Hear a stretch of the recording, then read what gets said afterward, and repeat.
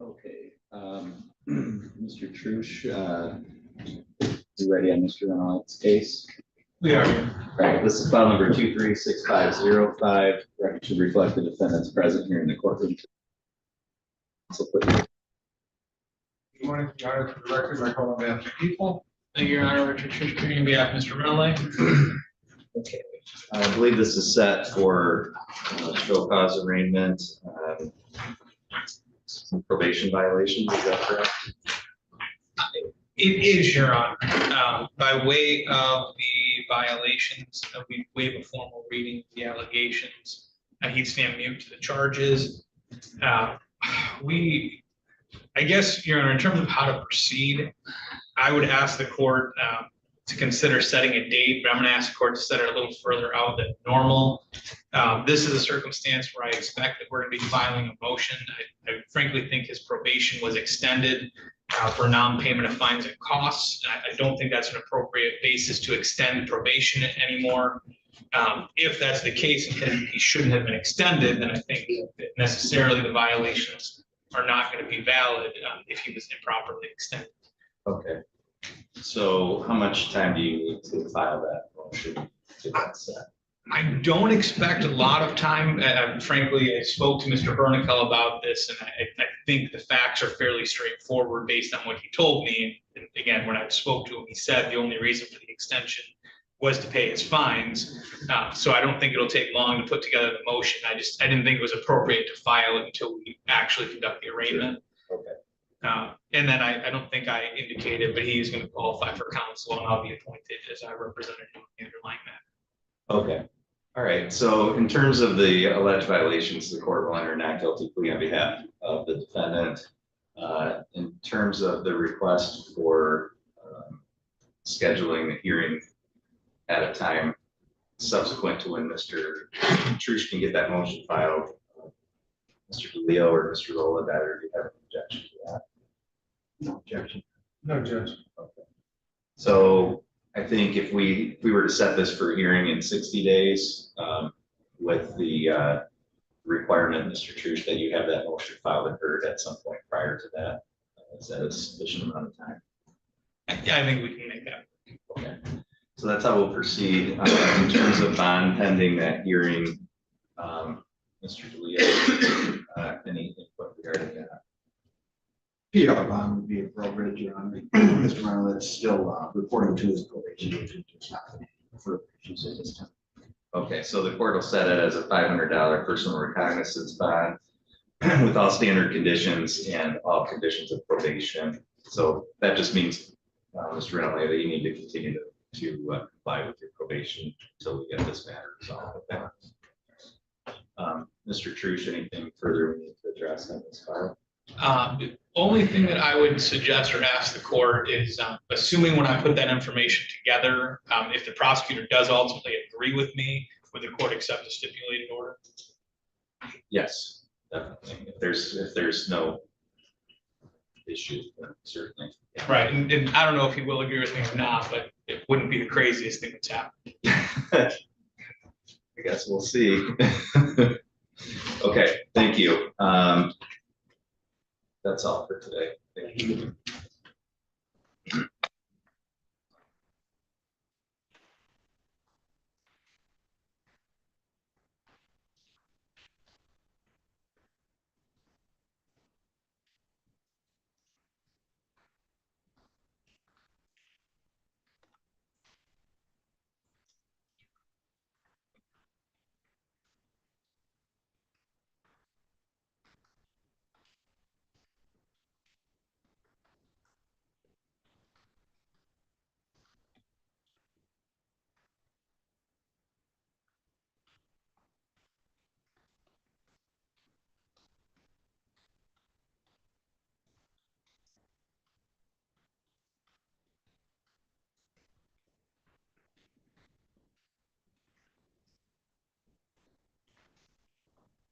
Is Mr. Barshaw present? Okay, Mr. Barshaw, will come up to the front. People versus Andrew Barshaw, file number 256830. The record should reflect Mr. Barshaw's present here today. If I could have counsel put your appearances on. The record, I call on behalf of the people. Thank you, Your Honor. Richard Trush on behalf of Mr. Barshaw. Mr. Truce, can you tell me the status of this file this morning? Yes, Your Honor. We're going to ask the court to docket this matter for a trial. I would think based on the number of listed witnesses, probably looking at a single day trial. And I would suggest to the court, I think a final status conference prior to the trial would be beneficial. Okay, Mr. Rolla, would you agree 1 day for jury trial? Yes, Judge, we're only talking, I think, 5 witnesses. So we'll set it for a 1 day jury trial. Mr. Rolla, how much time do you need to be prepared to go to trial? Well, in light of the fact that our office just got hit with another brief matter that I'm gonna have to be filing 60 days, Judge. Is that enough time for you, Mr. Truce? Yeah, sure. So we'll set it for 60 to 90 days for a 1 day jury trial. Mr. Rolla, are you anticipating any kind of motions prior to trial in this case? I'm looking at that now, Judge. I don't anticipate any in light of the type of charges. No, Judge, it doesn't look like.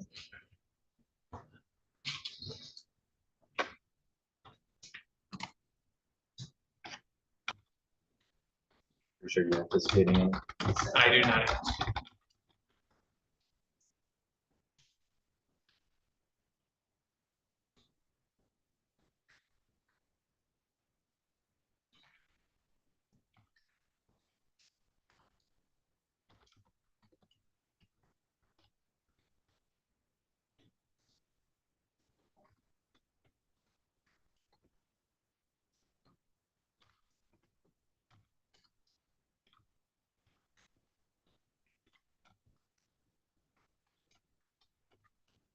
And this it,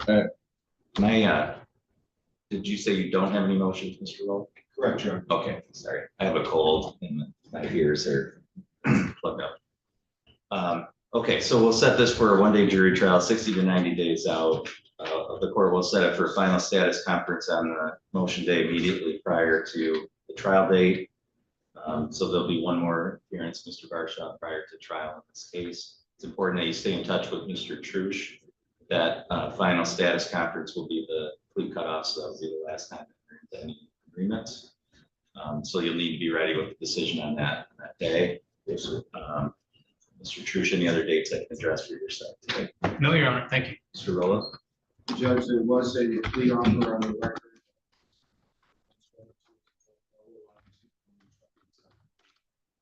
We'll leave it open through the final status conference. Okay. Thank you, Judge. All right, thank you. That's all for today.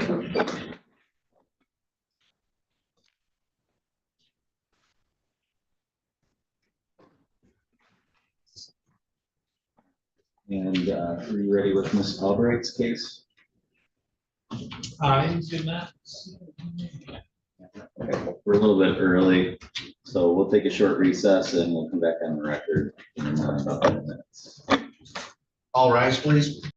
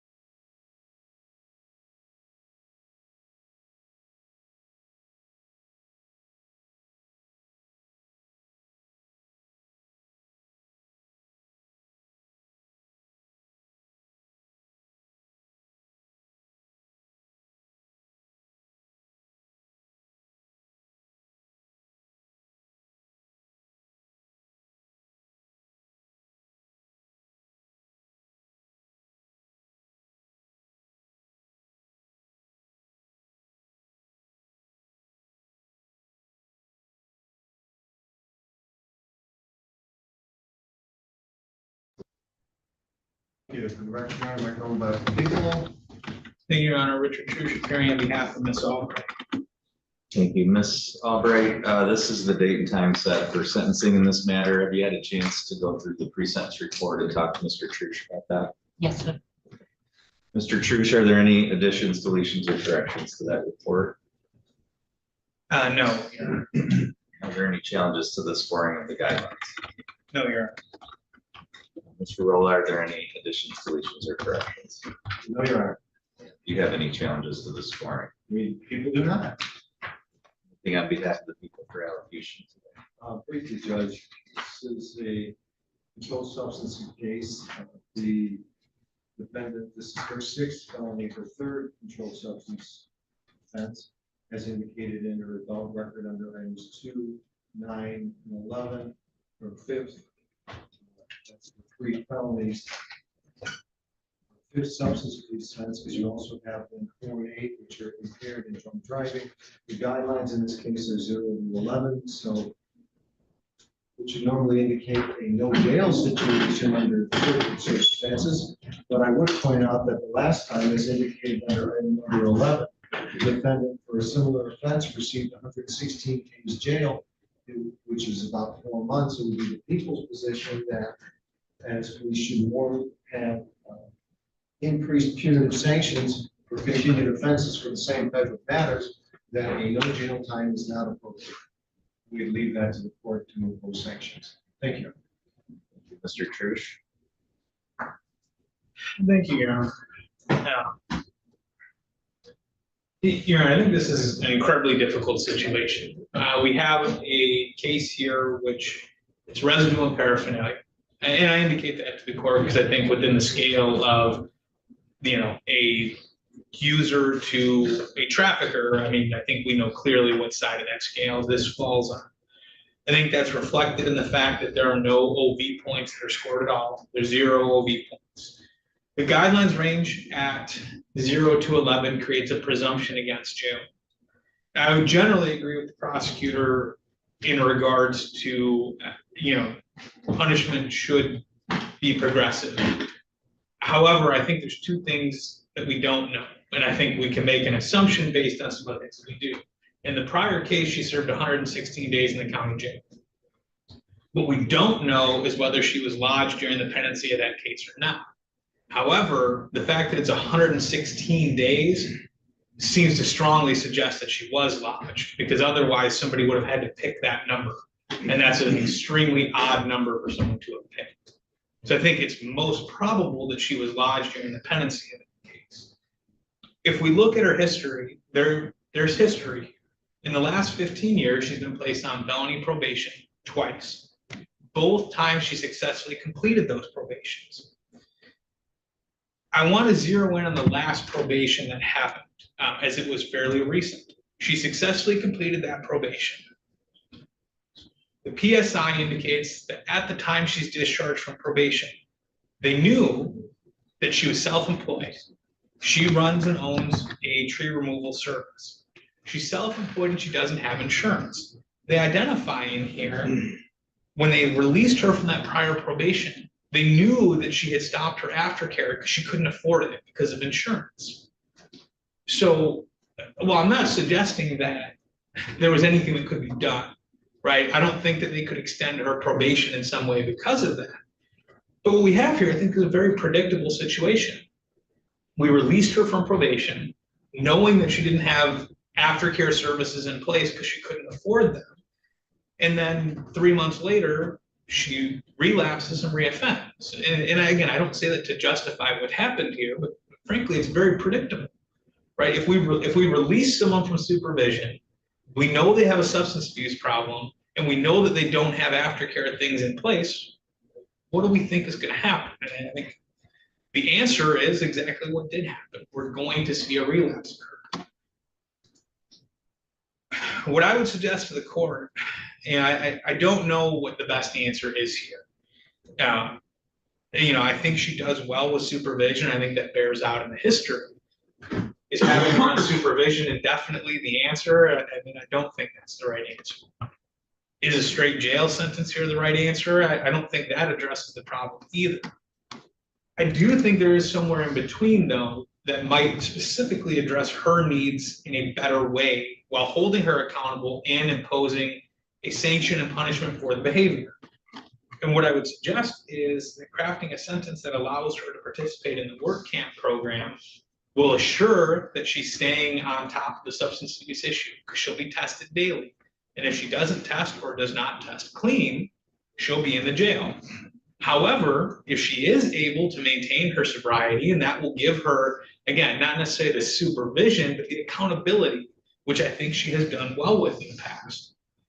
I think it would create a situation where she's held accountable, but it also allows her to continue to work. And again, she's someone who owns a business, meaning if she's not working, I mean, there's nothing coming in for her, for employees. I mean, it really puts her on a razor's edge. I would suggest that a jail sentence with eligibility for the work camp is going to create the best scenario here. I tend to agree with the PSI suggestion that they've kind of offered all the services they can in terms of community supervision. But I think the accountability is important for her. And I think she's shown that she does well when she has that accountability. So I would suggest that a jail sanction probably is appropriate here, would ask the court to consider the work camp program. Thank you. All right, thank you, Ms. Albright. Anything you wanted to say today? Yes, Your Honor, I would like to start by apologizing to you and the community for my involvement in my continuing addiction problems. I relapsed. I failed myself, my family, the community. Not to mention my employees who count on me to work. I have had an opiate problem ever since I lost my leg 20 years ago. I have been battling it and I have been trying very hard, and going from opiates, which I'm 2.5 years clean on, to cocaine is no excuse.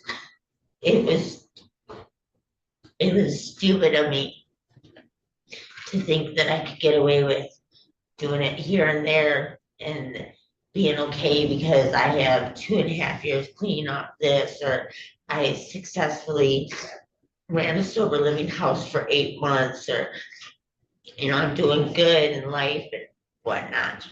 I fooled myself into thinking that it was okay, and I realized where I made a mistake. And I don't want to go backwards. I have been doing really good. I have moved back by my children, by my family. I have got my business back up and running. I have also started a couple other businesses so that way I could work my way out of the tree industry, because that causes a lot of pain and gets me right back into square one. Excuse me, I'm sorry. This means a lot to me, staying clean, doing the right thing, making my kids proud of me, being a good, upstanding member of the community is something I strive for. And I don't want to do it again. I don't know what else to say besides I'm sorry and I messed up. Great. I read through the report. I'm familiar with why you're before the court on this case. I also read through all the background information in the report. It tells me a little bit more about your circumstances and your history, and taking all that into account along with what the lawyers and yourself had to say here today. Number one, I don't think probation is appropriate anymore. There's been 2 felony probations, been on probation 5 times, misdemeanors, that's 7 times on probation. And, at some point, the court has to make a determination that it's not going to continue to put resources into that after 7 total times. It's at that point, it's the ball's kind of now in your court in terms of what you're going to do for yourself going forward. It does appear that you've done well on supervision, but again, Mr. Trush alluded to it, we can't keep you on probation forever. So at some point, you're going to have to decide that without having to do it because the court's requiring you to do it, you're just going to stay on the straight and narrow. And that may require you getting some more help for yourself. But again, it's going to be up to you to do that from this point forward. In terms of what to do about this particular case, I agree with the prosecutor that there needs to be progressive sanction. But I also agree with Mr. Trush, and frankly, before you stated this, Mr. Trush, I already had it in my mind that I was going to order work camp because of, number one, all the reasons that you stated, Mr. Trush. Number two, this is a nonviolent crime. I agree the circumstances here don't indicate that you were trafficking or selling in some way. It's like a personal use issue. And so those two things combined with the limited space that we have in our jail, I don't think using that space is a good use of our jail space in your case. So, but I do think the supervision or the accountability is necessary here. And if you don't follow the work camp rules, then you will have to serve time in jail. But I think it's important to have that opportunity at the outset, given all the circumstances. So the court is going to sentence you to 6 months in the Otsego County Jail. That is right in the middle of the guidelines. I think it accounts for your past history, but also the mitigating factors in this case. The court is, you do have credit for 2 days served. The court is going to allow you to be released to the work camp program immediately. So you'll need to go with the officer and get booked in, but I don't have any objection to you going right into that work camp program.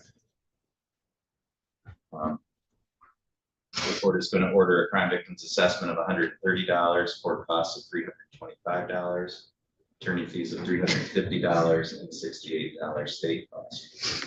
You have the ability to seek an appeal of this sentence, and Mr. Trush and Ms. Albright can proceed for the appellate rights. Your Honor, I went over them with her before, Your Honor took the bench, and we've already tendered those back. Thank you. Ms. Albright, you are remanded to the custody of the county. Judge, one more slide, I apologize, I didn't notice this earlier. The sentencing date of the PSI should be like 7/9, not 7/10. Yes, okay, we'll make that correction. Thank you.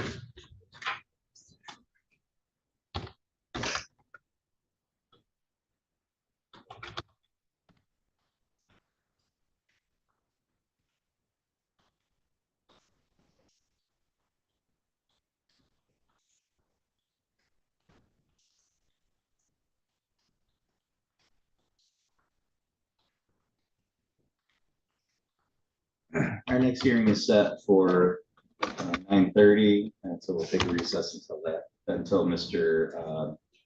Knudsen's brought up.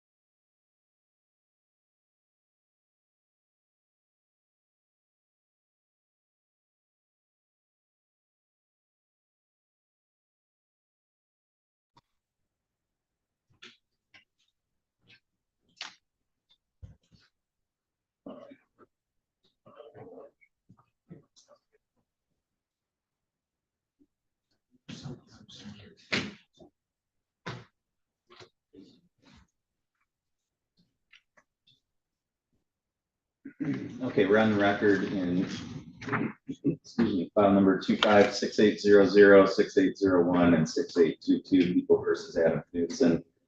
If I could have counsel put your finishes on. Thank you, Judge. The record, I call behalf of the people. Thank you, Your Honor. Richard Trush, hearing on behalf of Mr. Kudson.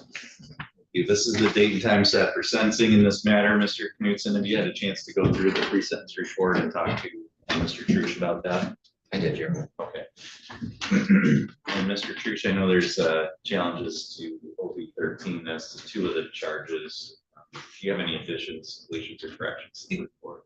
Your Honor, before we get into the report, I believe Ms. Sprong was going to be logging on to Zoom this morning. Okay, I do not see her. I mean, I spoke to her just this morning. She intended to do that. Yeah, I mean, we're 20 minutes past the start time now, so I don't think waiting longer is gonna help that situation. If she pops in during the hearing, I'd be happy to bring her in. So, Well, and Your Honor, I guess I would indicate then, based on the conversation that I had with her this morning, I would challenge the scoring of OB4, psychological injury. okay. When I spoke to her this morning, Before we get to challenges, sorry, I just want to cross off things as we can. So are there any additions, deletions, or corrections to the body of the report? I would point the court to CFJ 284, page 5. And then I'm looking at really the first full sentence on that page, and that's the page that has the criminal justice section. It starts the criminal justice section. And Okay. it says that the offense has caused serious psychological injury for which she did receive treatment, in both group and individual setting. Again, based on the conversation that I had with her this morning. Your Honor, people are going to object. Well, let Mr. Trush finish his statement. I'll give you a chance to respond. While we would acknowledge that she did in fact have treatment in a group and individual setting, she indicated to me that it was not related to this, that was related to a CPS case. And frankly, she indicated to me she did not believe she needed it, but CPS instructed her to do it. Okay. Mr. Rolla. Your Honor, that's contrary to the information that's previously provided both to our office, from the rights advocate, as indicated in the PSI. Now, I don't know what was not said to Mr. Trush this morning. However, she's not here to confirm that information. And in light of the PSI, which indicates that the victim was sent to the hospital and medical treatment, it would make sense that there was a recommendation that she get that other treatment for and arising out of this matter under a reasonable analysis, taking all the factors into consideration. I believe that that argument that it's now different is inappropriate, and I don't think the court should consider. I think this point is correct. Well, I think considering it is one thing, changing the PSI is something different. So the role of the court in terms of the PSI is to make sure that it contains accurate information. It appears that she did receive treatment, both in a group setting and individually. That's not challenged. I would add a sentence, Mr. Trush, to the defendant's description, stating that the defendant believes that the victim, the treatment that the victim received was not based on this incident.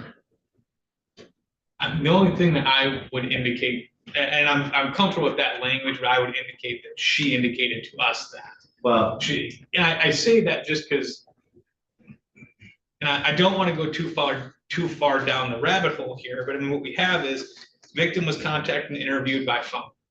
We don't have a written statement from the victim. We don't even have it here who interviewed the victim. Is this from the victim's rights advocate? Is it from probation and parole? And I do fundamentally have an issue with what I suspect is going to be crediting what the victim told another person while completely discounting what the victim indicated to me. And I don't want it to appear as though I'm saying that she didn't suffer a psychological injury. I'm not in any position to indicate if she did or didn't. I am in a position to indicate what she indicated to me.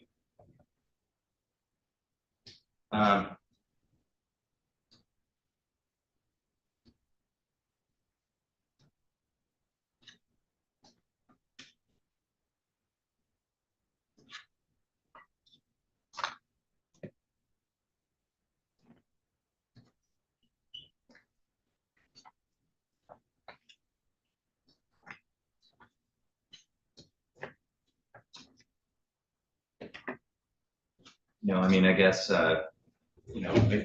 you do raise a good point. It's like, why should the court believe statements that she gave to one side and not believe statements that she supposedly gave to the other side? She's not here to confirm or deny statements either way.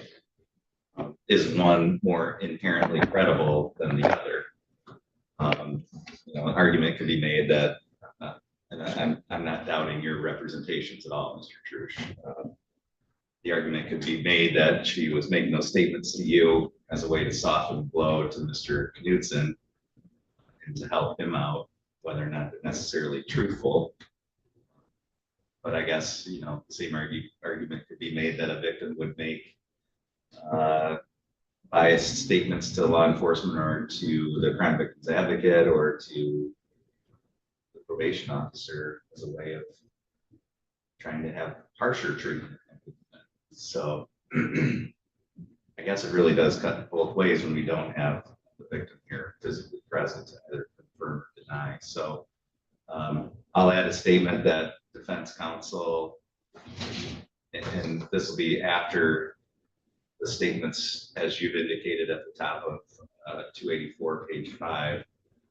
Defense counsel states that the victim told him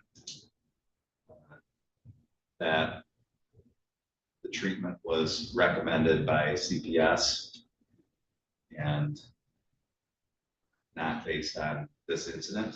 Is that an accurate reflection of what she told you? I think that's a fair assessment. Right. So we'll add that. Any other corrections, Mr. Church? Corrections? Okay, then are you going to challenge OV10 then? That's one that wasn't in part of your brief, which is fine, but.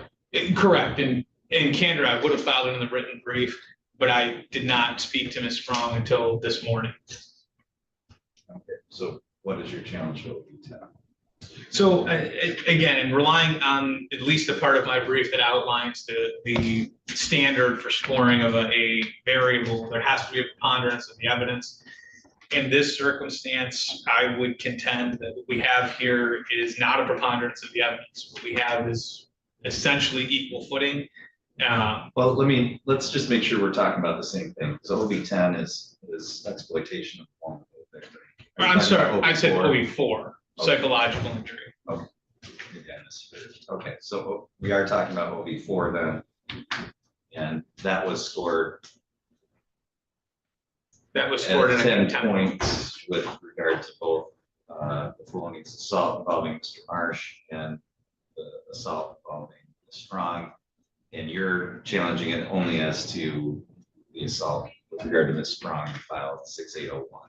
Well, I mean, I guess I would also indicate, while I'm less concerned with the other file, Mr. Marsh provided no statement. Okay. So I don't know if there's any basis to make that conclusion in regards to Mr. Marsh. Oh, I'm sorry, OV4 is not scored as to Mr. Marsh, so, okay.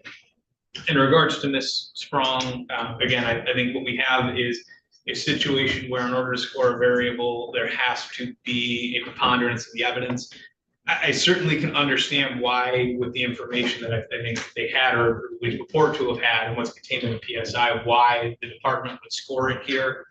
I think what we really have, though, at the end of the day, and now, is essentially footing, which is to say, I certainly recognize that the statement that I have made doesn't carry any more weight than the statement that MDOC has made, but I think the inverse of that is true as well. And I don't think that gets us to a preponderance standard, which would be necessary for the score. Mr. Willis. Thank you. With all due respect, there's another factor that, as the court is well aware, as defense counsel were, you have to take a look at this under a totality of the circumstances test. And in this particular case, the factor that puts it over the preponderance standard is the degree of injuries that the victim had that were photographed, that were reported, that is reflected in the PSI, and that under that type of factual circumstance, it is reasonable that a person would in fact be needing additional treatment for that purpose, especially since, as indicated in the PSI, she went and got the counseling after sustaining those injuries. So I think there is a preponderance of evidence to support a assessment of 10 points under OB4. Thank you, Judge. So one thing I think the court can find, certainly by preponderance of the evidence, is that she did receive some type of psychological treatment. I think I look at this under a different standard than whether or not the information should be included in the report.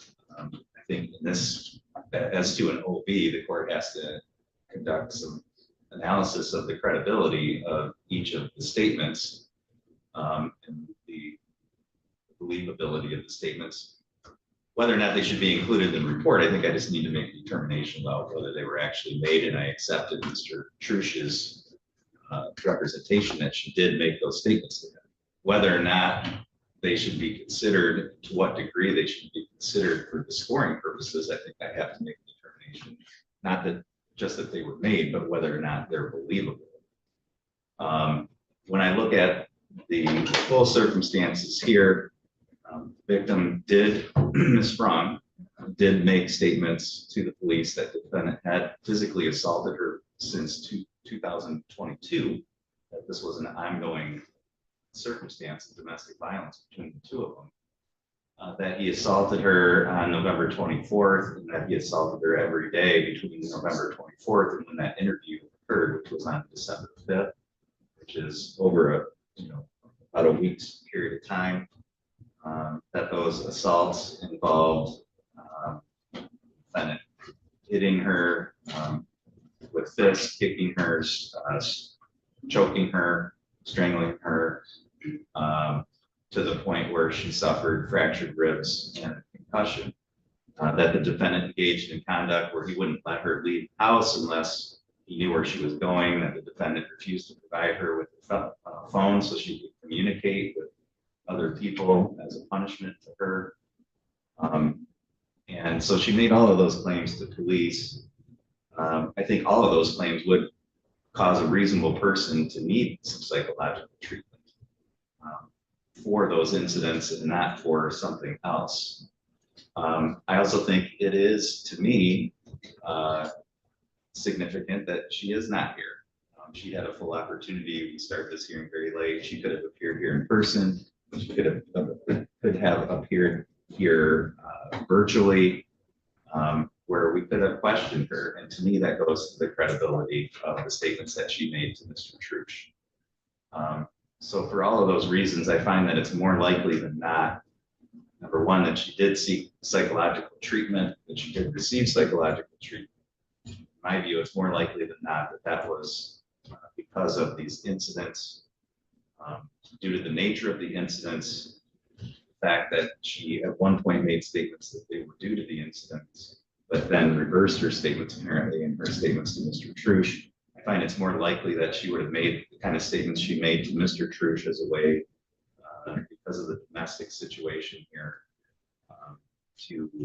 as a way to, as I stated before, kind of soften the blow or to mitigate the circumstances due to, again, the pressure of that domestic relationship. I find it's much more likely, again, based on all the circumstances, that the information in the report is more accurate, so the court will deny the challenge to the scoring of OB4. As to OB13, I did review the briefs of both parties. Mr. Trush, was there anything you wanted to add to that in terms of argument? I did, and I think with the prosecutor and I think we both agree as to ultimately what the factual scenario that we're dealing with is. I do think that there is some fundamental differences in what we've assessed the counts, I think, in different ways. But fundamentally, what we have is three charges, so to speak. We have the felonious assault, which there is another conviction for. We have a charge of assault with intent to commit great bodily harm, which there is a conviction for. And then we have an additional charge of assault with intent to commit great bodily harm, which there is not a conviction for. Any way you slice that scenario with those three things, there's no way that you get to three things for a pattern under OV 13. There's just no way that those three things can be scored together for that in this scenario. Now, the prosecutor raises, and the court's kind of already touched on this, this is an event that happened over a stretch of time, over a week of time. And the prosecutor, I think, is accurate in saying it was a continuing thing that happened over that. But what the court is going to have to parse out is, can each one of those, or can those other instances support felonious conduct? And my answer would be no, because I think what we have here is a scenario where the prosecutor made a prosecutorial discretion decision. And that is to say, I think the prosecutor recognized that connecting the great bodily injury to a specific event within that time period was something they were going to have trouble doing, because we don't know when the injuries occurred in that time period. So they made a decision to charge that, not on a specific date, but in the information, they charged it as an assault over that time period. And that's significant.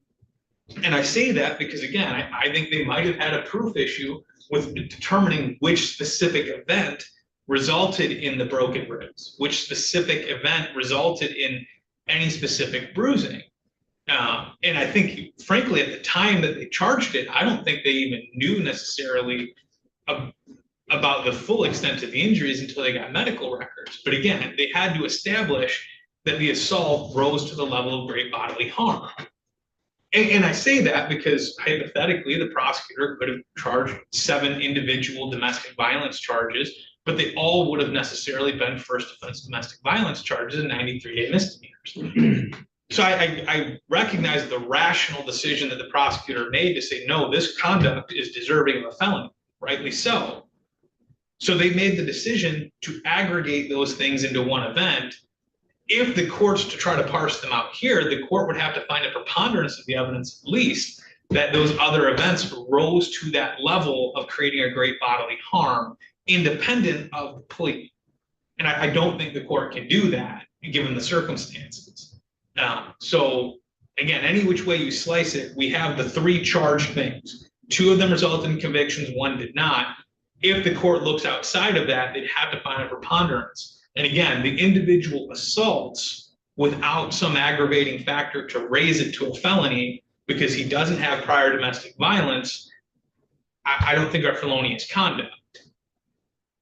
So for that reason, I think it's improperly scored at 25 points, should properly be scored at 0 points. Okay, Mr. Rowe. Thank you, Judge. It always amuses me when defense counsel indicates on the record why the prosecution would or would not do something. In this particular case, I happen to know why Ms. Brooker in our office charged it the way she did. It wasn't that she didn't feel that she could prove more charges. In fact, she did it under the circumstance that she thought that with the charges she's already issued, the matter was already addressed without having to prove additional felony counts. It's not that she didn't think that more felonies didn't occur. It's just that she saw nothing to be gained with this victim and proceeding to trial on more charges than whatever we had issued. Now, let's start at the beginning in this particular case where the defense objection originally came. In their argument to the court, they indicated that the charge of assault with a dangerous weapon could not have been scored under OB 13. And again, as I indicated in my response, that they were wrong as a matter of law, because under OB 13, it could not be scored under OB 12, because under OB 12, it requires that it occurred within 24 hours and could not and did not and will not result in a conviction. The defendant is being sentenced on that today, so clearly it did result in the conviction. They were wrong as a matter of law. As to the other points made by the defense, as again, it's indicated that by the victim that this occurred over a 1 week period where she was being injured and assaulted daily. Now, if you look at the defendant's PSI and you look for any prior convictions for domestic violence, which the defense pointed out he had, you will see also that he had under 507. You can see the 2 counts of domestic violence, which were then reduced down to assault with bodily harm. That's an instant offense. So you have actually 2 domestic violence there, and the other ones that continue on. So the court could find 2 different ways, I submit respectfully, that this is a felony. One of which is it's another instance of either assault with intent to do great bodily harm less than murder, or you could actually have 3 separate domestic violence, which, as the court's also aware, could amount to a felony in any case. In either case, I think under preponderance of the evidence, I think the scoring is correct and should be sustained. Thank you. Okay, well, let me just, I agree, I tend to agree with Mr. Trush that I think outside of the 2 counts of assault with intent to commit great bodily harm and the felonious assault, so 2 counts of A-wing with regard to the Strong, 1 count of felonious assault with regard to Mr. Marsh. I think outside of that, I don't think I can find any felonious acts. So my question, and maybe this is more directed at you, Mr. Trush, is why are, I mean, those are 3 felonious acts. You can count the sentencing offense. So as to each sentencing offense, there are still 2 remaining felonious acts. Why can't those be counted for OB 13? So the reason why it can't. So let's break them down one individually, one at a time. So we have the sentencing offense, clearly counts. We have, as the prosecutor I think correctly identified, assault with a dangerous weapon. There's a conviction for that, and again, he's correctly identified that doesn't trigger scoring under OB 12. The court has to score each OB in order, meaning when we get to the second assault with intent to commit great bodily harm, there was not a plea to that. That is a charge that was dismissed, meaning it happens within 24 hours and there is not a separate conviction for that. That can't be scored there. Okay. All right. Understood. I just want to make sure I was clear on what your argument. And again, your argument is that if anything, that should be scored under OB 12 and it can't be under OB 13. Correct. And in fairness, because we filed the challenge in a way, I think, as to both the charge with Mr. Marsh and with Ms. Sprong, it may have been confusing, and perhaps I wrote it up wrong when I did it, but there's no way that you could have that series of events and have all 3 of them scored there with how this played out. Okay. All right. So again, I had a chance to review the arguments of the parties in writing. I appreciate the arguments of both counsel here today. I think everybody has correctly cited the standard under OB 13, which is the court has to find that there were 3 or more crimes against a person that occurred within 5 years. In order to score that, number 1, it can include the sentencing offense. It doesn't have to be a crime that resulted in a conviction. The court cannot consider conduct that was already scored in OBs 11 or 12 for purposes of scoring OB 13. That's not relevant here because neither OB 11 or OB 12 was scored as to either challenged offenses. And to score OB 13, the court has to find by preponderance of the evidence that the crime actually took place, that the defendant did it, that it was a crime against a person, and that it occurred within 5 years of the sentencing offense. As both counsel have indicated, the court can consider charges that were dismissed as part of a plea agreement, and the court can consider concurrent offenses that arise out of the same incident. And I think that's a significant part of the analysis here.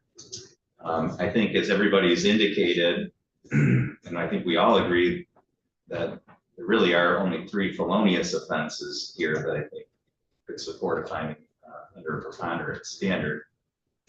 And that is 2 counts of assault with the intent to cause great bodily harm And in my view, I categorize them as one involving the victim's Sprong's claims of strangulation, and two, the incident, which I view factually based on my reading as a separate basis for assault with intent to cause great bodily harm,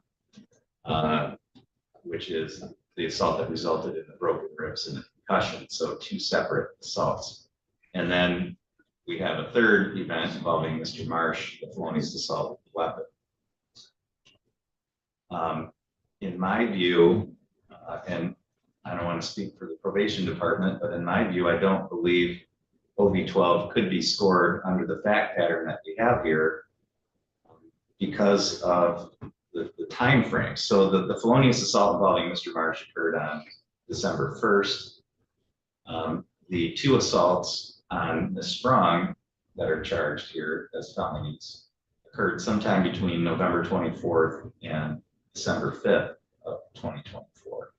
So we have a time range, but I don't think by preponderance of the evidence that the court could find that any one of those events occurred within 24 hours of each other. So I do agree that 11 and 12 have to be scored before you move to 13, but I don't think there's a factual basis for scoring under OV-12. For that reason, I don't think, again, based on the information in the report, that there could be a finding by a preponderance that they occurred within 24 hours of each other, which would mean that they couldn't be scored under OV-12. So then you move to OV-13, and I think there certainly is a preponderance of the evidence that they all occurred, and that they all occurred within a 5-year period. So for those reasons, I disagree with counsel's argument that at least one of these could have been or should have been scored under OV-12. I think they're all properly scored under OV-13 because they do meet every one of those criteria that I just indicated. So, pardon me, for those reasons, the court will deny the challenge and will have the scoring remain as it is. Are there any other variables that need to be scored in this retreat? Or I'm sorry, variables that you're challenging? No, Your Honor. Mr. Rolla, do the people have any additions, deletions, or corrections? No, Your Honor, thank you. Do the people have any challenges to the scoring? We do not, Judge. Ms. Sprong, just for the record, has not until this point appeared in the Zoom waiting room. Do you have any victims that wish to address the court? We do not, Judge. In fact, our office spoke with her yesterday. She advised she would not be appearing here in court. And I'm not going to comment as to the reasons why she's not here. But she made it pretty clear she did not want to be here today and wasn't going to appear. Whether that's for the reasons the court indicated, whether that's because she's afraid of the defendant, I don't know, and I'm not going to speculate. Anything on behalf of the people for allocation? Yes, Judge. This is a situation, as is painfully, pardon the pun, clear from the PSI and the police reports, where the defendant decides to beat up his girlfriend because she called him out for cheating on her while he was in Mexico. Apparently, the justification for his actions in his own mind was because she, and I quote, ruined his vacation to the extent that he texted her, quote, that she would pay for doing so. Due to the clear injuries to the victim in this particular case, as to the assault with intent to commit great bodily harm on the Strong. The injuries that she received, including the concussions, the broken ribs, the bruising from head to toe, indicates very clearly that the defendant carried out his threat that the victim would pay in doing so. In addition to that, when of course, as to the other offense, when he was arrested, he was found with multiple knives, a crossbow, and a spent 9mm casing located in his vehicle. If not incarcerated, this gentleman, who apparently feels he has justification for doing this, clearly is not allowed. If not incarcerated, he poses a direct threat to society, a direct threat to at least one of the victims in this particular case, and we would ask the court to impose such a sanction. Thank you. Thank you, Mr. Church. Thank you, Your Honor. I have two pieces of information to provide to the court. I showed these to the prosecutor ahead of time.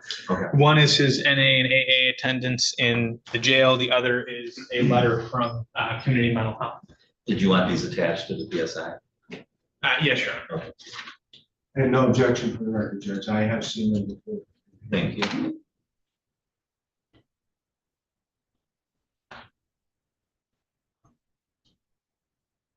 Okay, thank you, Mr. Church. Thank you, Your Honor. I'm going to start with the obvious. The prosecutor has asked for a period of incarceration here. He's right. He's absolutely right. The level of seriousness of this is shocking. This is not acceptable behavior. I understand that. The court understands that. Mr. Kudson understands that. He's not going to stand here and pretend to justify what happened there to you, because there's not a justification for it. What I do think the court should consider to juxtapose or balance against the seriousness of the offense, which is certainly one of the things the court needs to consider, I think, is the responsibility that he is taking for it and his insight. And I say that because Mr. Kudson is arrested for this offense. He's in the jail, and he has Miss Harris, Holly Harris from Harris Counseling come in and meet with him in the jail and do an assessment with him. And this is important because the PSI indicates while he was in the jail, he was assessed to have bipolar disorder. He was diagnosed with that in the jail. That comes from this meeting with Miss Harris, which is arranged by prior counsel, Mr. Baber. Ultimately, Miss Harris diagnoses him with two things. Diagnoses bipolar disorder and meets mild manic disorder as well. I indicate that to the court because I think this does become important. It becomes important because, one, Mr. Kudson was not previously diagnosed with anything like that. We also know that prior to this event, he does not have any assaultive history. He does have some prior history related to a few misdemeanors and I think a firearms offense. But again, nothing assaultive at all in his history. And I think that's important because I think what we have here is a significant episode that presents. So now, in January of 2025, we have this diagnosis. What happens after that? After the diagnosis happens, Mr. Kudson starts to do everything he can to learn about and address his issues with bipolar. He does that by meeting with community mental health at every opportunity he gets, understanding he's in the jail, so it's somewhat limited. And I'm going to pause there and point back to that letter because there's a letter from CMH in there, and there's a piece of that letter that is somewhat unique. And I work with CMH on cases a lot, and I don't see this very often in the letters. Ms. Berry indicates in that letter that she has seen over the months she's been working with him insight into what's going on. And again, I think that's really significant because we don't see that all the time. We don't see people who really accept responsibility for what they've done and really are taking steps to understand what their triggers are and how to prevent themselves from going down these same behaviors. So I think it's very critical and important that she notes that in there. She observes it, she sees it, and she felt strongly enough to put it in the letter. And again, Your Honor probably gets a lot of those letters from CMH as well, and likely doesn't see that in very many of them.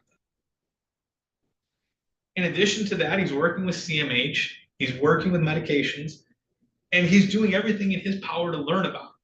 He has a stack of books that he brought, and I think he's going to talk to you a little bit more about them, that he's gone through multiple times while in the jail, trying to understand better that issue, his issues, and to address them. And I think that's significant. What we have here is an event that it's unacceptable. But what we also have Mr. Kudson is someone who doesn't present as a pattern of this behavior. He has not had any prior interaction like this. He's never had an event like this. he appears, and from the first time that I met with him, he made no bones about saying, look, this is unacceptable, right? I cannot be doing this, right? He immediately identified to me the things that he was doing. I have rarely had clients who have been as open with me about what they did and again, accepting of how wrong it is, and rarely had clients who show the level of insight that he has had. Now, I say all that because this requires a response. This requires the court to have a response, and frankly, that response should be an MDOC sanction. What I'm going to ask the court to consider here is tempering that sentence in such a way that he may be eligible in the future for the boot camp program. I suggest that to the court because one, I do think, and I think when he speaks to you, you're going to see a level of insight that we don't see often. But I also think that the discipline that that program is going to show is going to be immensely helpful for him as he continues to deal with this issue and continues to try to address it. We all know that there are plenty of people who have this type of disorder that are able to function perfectly well in society. We also know that substances don't help this disorder in any way, shape, or form. I think he understands that now and how some of his actions contribute to this, to his disorder there. So I would ask the court, certainly an MDOC sanction I think is appropriate. I would ask the court to consider crafting that in such a way that will leave him eligible for the boot camp program in the future. Thank you. Great, thank you. Mr. Knudsen, is there anything that you wanted to say today? Yes, Your Honor. I would like to say that, and please excuse my language, I fucked up. As Mr. Trush so eloquently put it, this is unacceptable behavior. This is not normal behavior in any society. And the person described here today doesn't belong in anybody's society. And I understand that. And I am so profoundly sorry and remorseful that I hurt and scared the people that I love most. And not just that, but I'm truly embarrassed and disgusted by my behavior and my actions. There's nothing I can do now except for take my punishment on the chin like a man should do.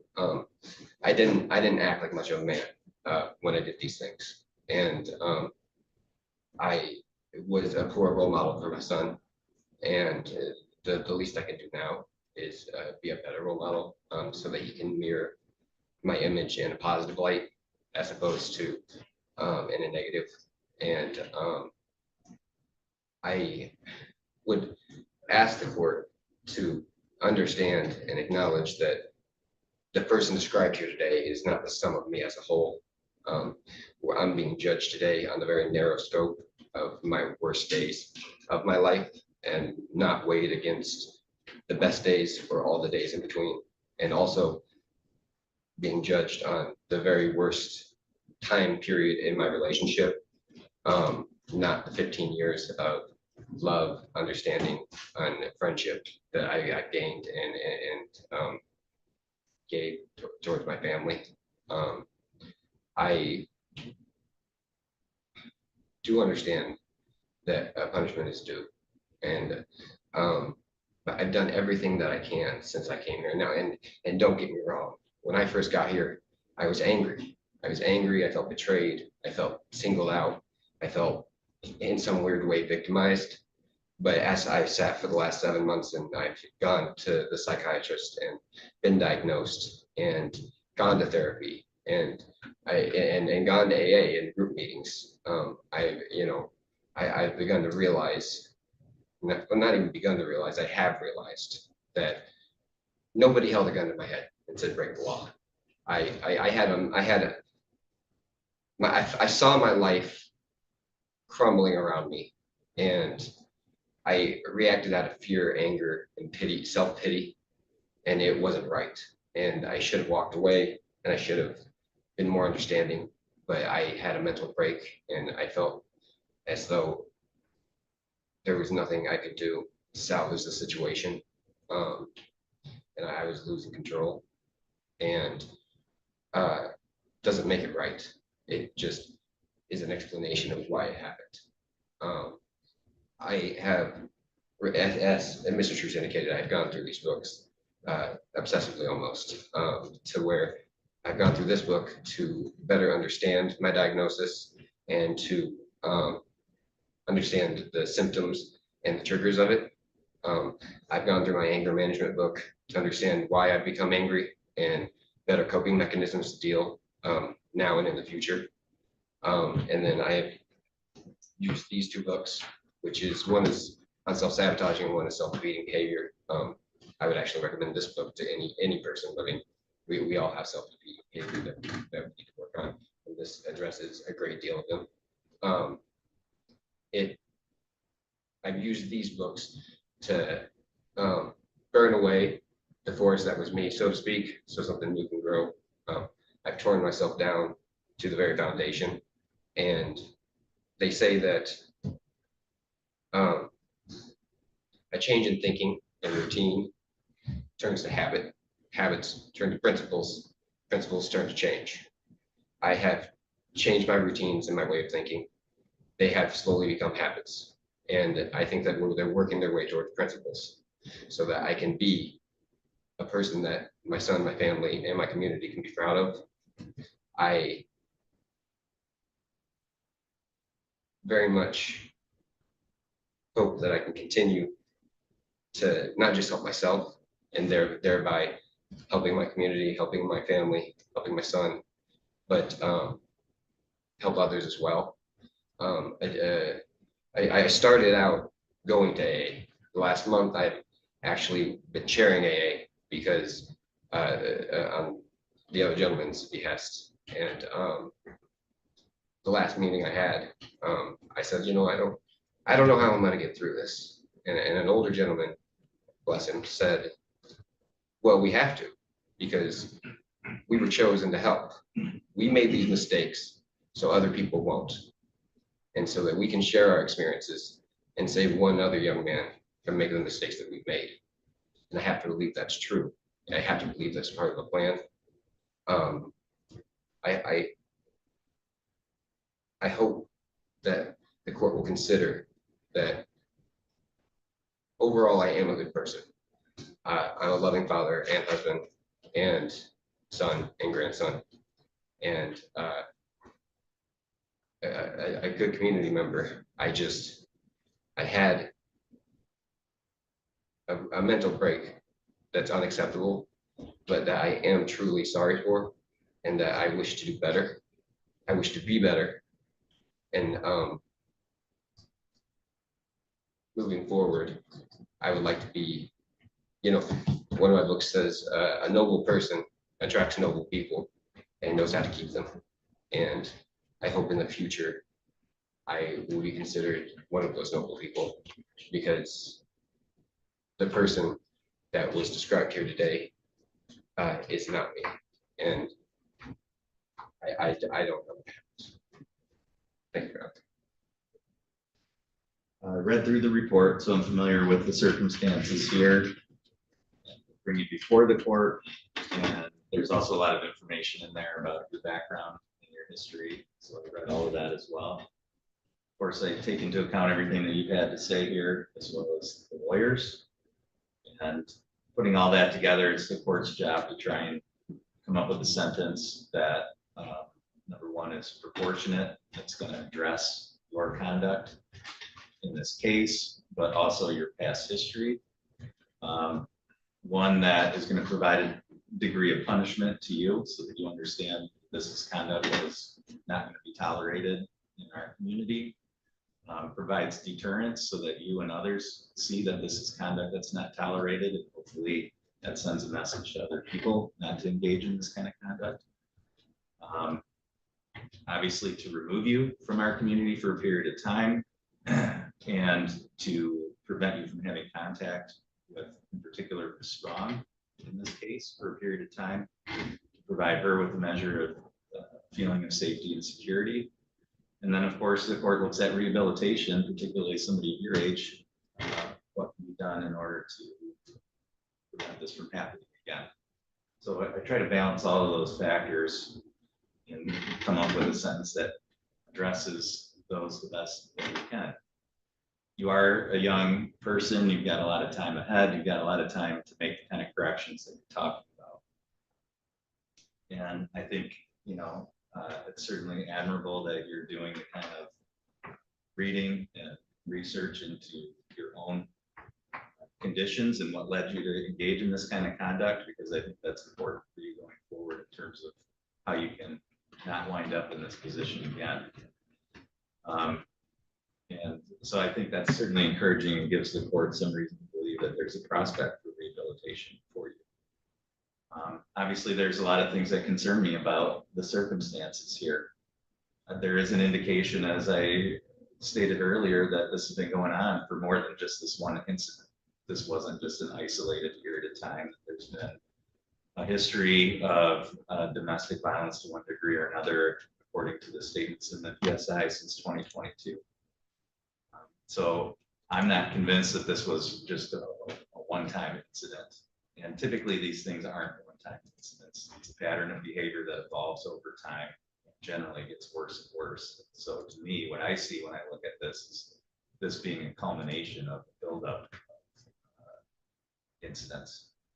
The other thing that concerns me is the fact that the worst part of this occurred over a period of time where you had an opportunity to cool off, to sober up, to realize that what you were doing was not right, and you continued to assault and abuse Ms. Strong over a period of days when you had plenty of opportunity to come to your senses, and that concerns me. The degree of injury in this case, I read something in the report that indicated that, had one of those ribs broken in a different way, it could have punctured her lung, punctured an internal organ, and resulted in a much more serious injury or even death. And I'm going to tell you, I presided over a sentencing yesterday of domestic violence that occurred over a 3-day period where the victim died because the perpetrator hit her too many times in the wrong spot.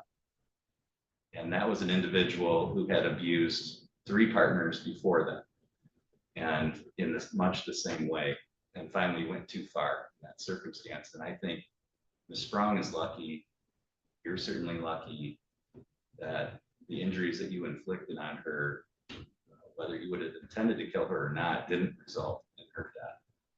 Because when you're beating somebody like that, you don't know what the end result is going to be, especially when it occurs over a period of time.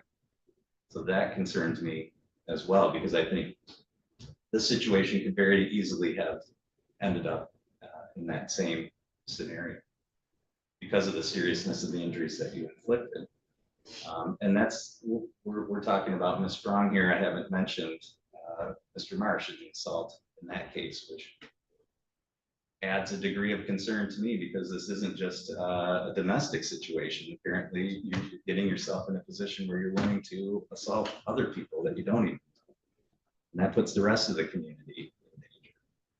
So while I do see that there's a reasonable potential for some rehabilitation here, I also think that there needs to be a serious correction and a serious punishment here to acknowledge the danger that you put both Ms. Strong and Mr. Marsh in during the course of these incidents. And to impress upon you that when you are released, if you don't address your issues with anger and violence, that you're going to end up back here. And the individual yesterday was sentenced to 37.5 years in prison. So that person will spend the rest of his life in prison, and rightly so, to make sure that he can't hurt anybody else again. You're going to get another opportunity to get out. And you need to use this time to work on yourself so that you don't wind up as that other person did. All of that being said, the court finds that a sentence within the guidelines is a reasonable sentence and will address all the factors that I indicated earlier.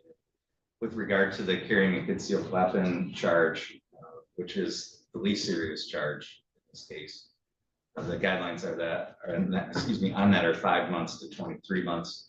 As to that charge, the court will sentence you to 12 months in the Otsego County Jail.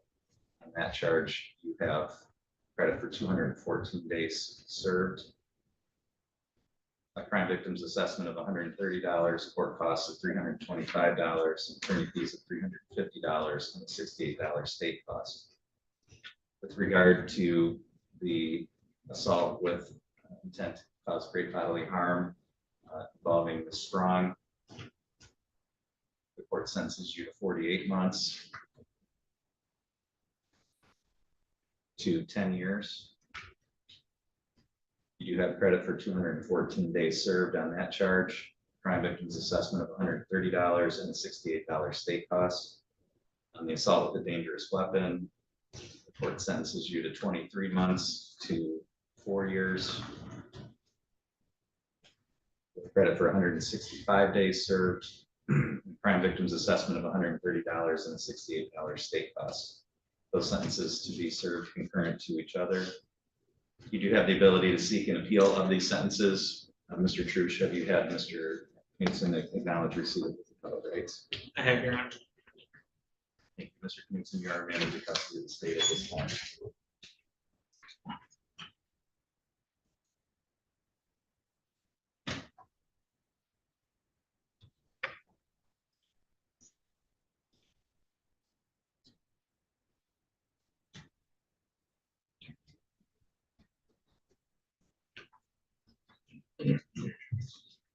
And for the record, Mr. Trush, I'm attaching those documents to the PSI.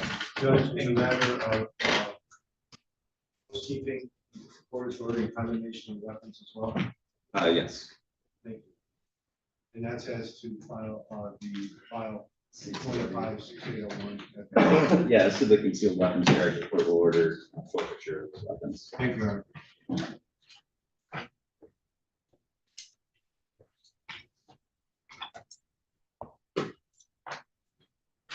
Do you have any further files today? I believe so. A whole bunch of stuff.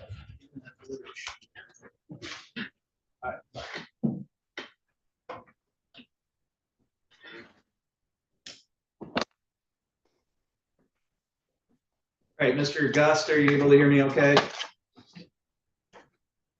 Yes, Your Honor. Okay, thanks for your patience. We had a sentencing hearing that went much longer than I anticipated. So I appreciate you remaining on the line. No problem, Your Honor. I really appreciate you allowing me to do this by Zoom.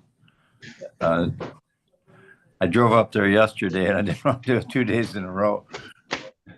All right, so we have Miss Jefferson also connected. So we'll go on the record in People versus Heather Jefferson, file number 256863. Again, her counsel, Mr. Gust, and Miss Jefferson are both present by Zoom video. Mr. Roll is present here in the courtroom today.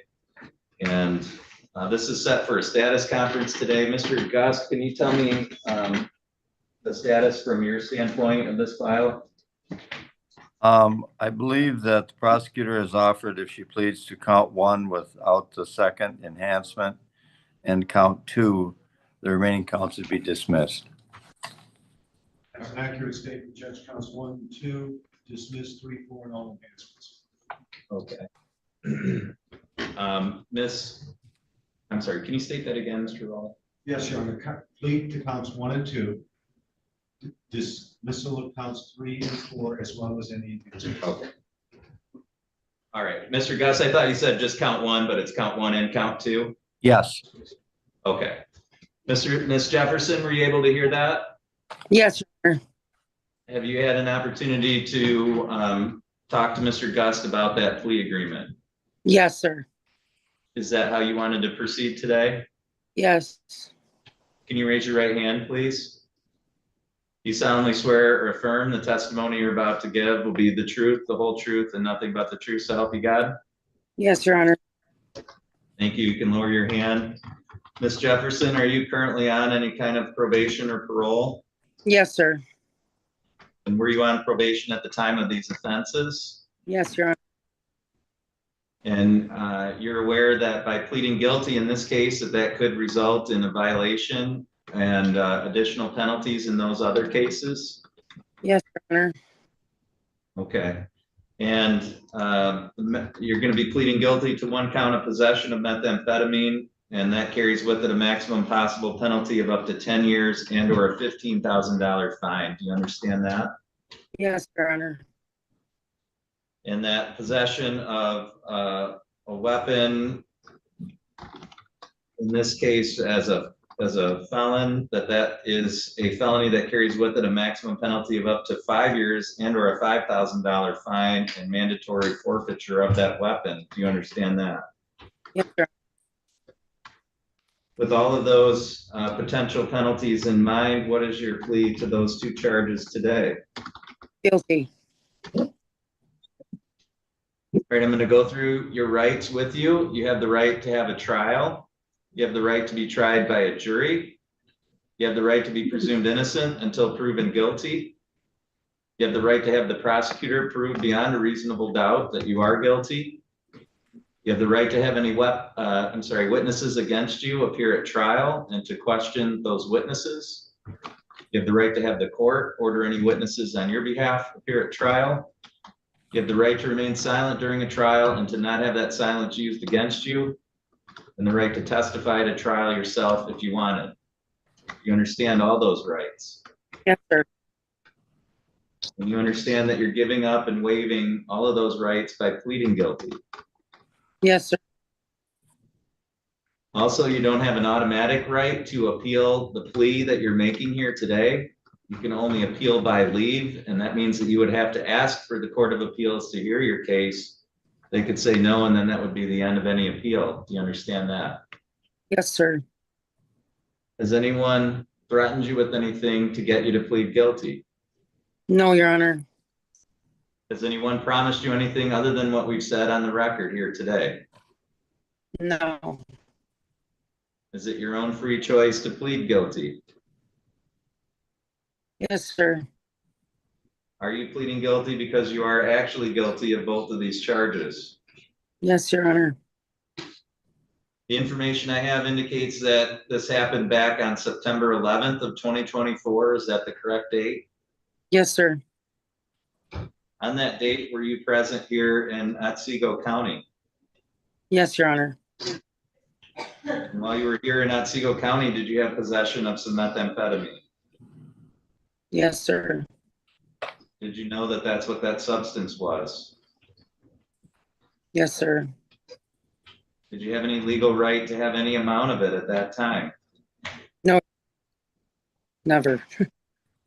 All right, and at that same time, did you have some type of firearm in your possession? Yes, they were located at the house. I wasn't at the house at the time. Okay, the house where you were staying? Yes, Your Honor. Okay, and did you have access to the weapon? Where was it? They were in a locked closet. I did not have access to them.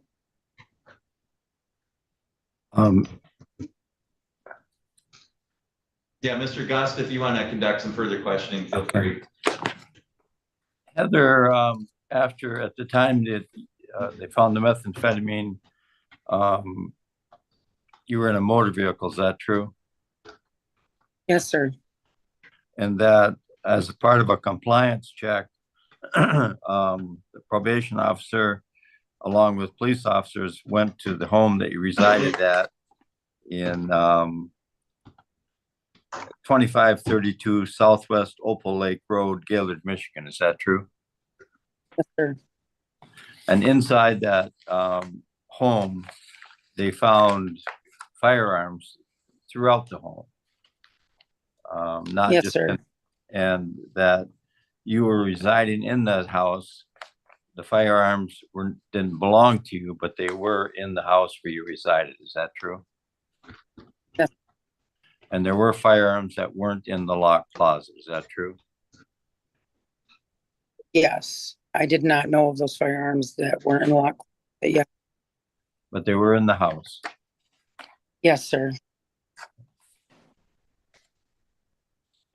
All right, thank you, Mr. Rolla, oh, go ahead, Mr. Gust, if you had additional questions. No, I think that covers it, Your Honor. Mr. Rolla, are you satisfied with the factual basis? Yes, Judge, now with that clarification. Okay. Mr. Rolla, are the people aware of any threats, promises, or inducements other than what's been placed on the record? No, Your Honor, thank you. Mr. Gust, are you? No, Your Honor. Mr. Rolla, are the people satisfied that the court has complied with statute and court rule in the taking of this plea? Yes, Judge. Mr. Gust, are you satisfied with that? Yes, Your Honor. Thank you. Ms. Jefferson, the court finds that your plea is knowing, voluntary, and accurate. The court is satisfied that there is a factual basis to support a finding that you are guilty of those two charges. The court will accept your guilty plea as to both. We'll set this matter for a sentencing hearing. You'll be notified of the date and time of that hearing. In the meantime, somebody from the probation department will be in touch with you for a pre-sentence report. It's important that you follow up with that and cooperate with that process. And then, of course, stay in touch with your attorney. Mr. Absolutely. Rowland. Mr. Rowland. No, thank you. Mr. Gust, anything further we need to address for the record today? No, Your Honor, thank you. Okay, thank you. That's all for today. And you're both free to disconnect at this time. Thank you, Your Honor. Thank you.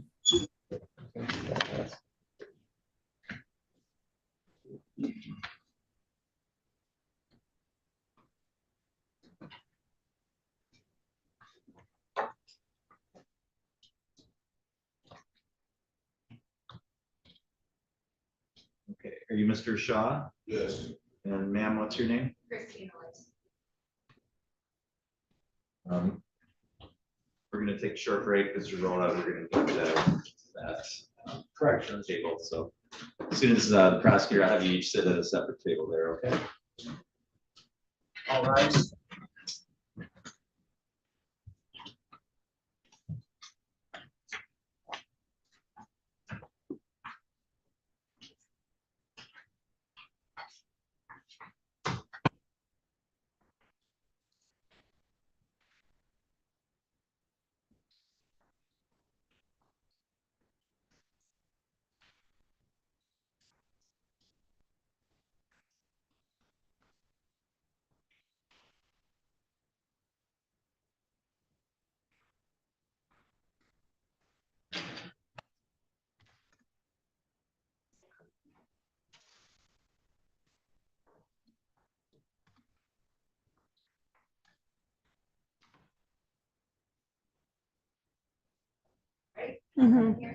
Yeah, that's fine. You're the plaintiff, you're on that side. Okay.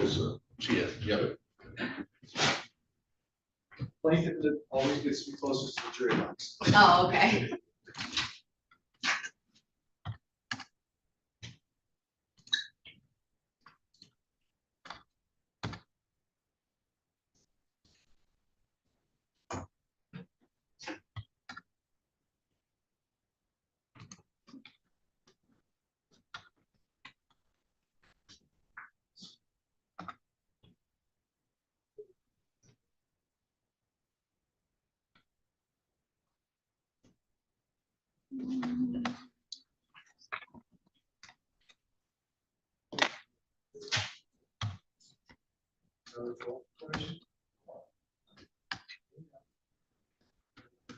Oh, wait, no, you're right, I get to leave at 1:30.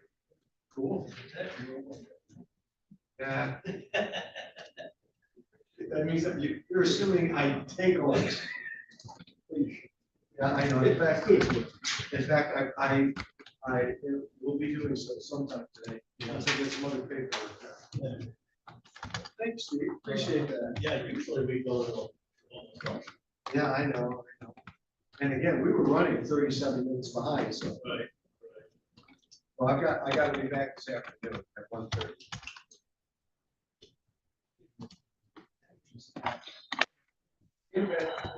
See you. See ya.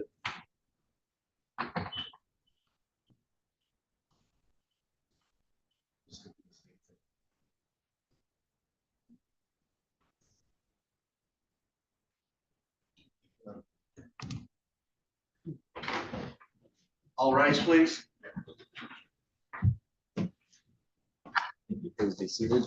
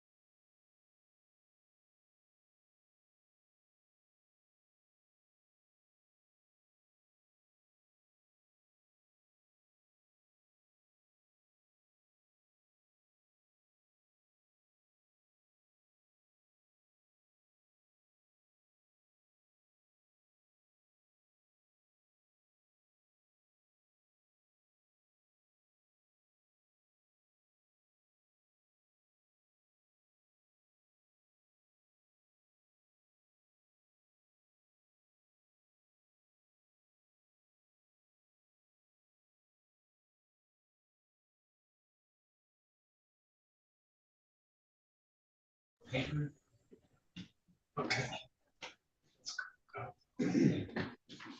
All right, sir, is your name Jason Brown? Yes, sir. Speak up loud.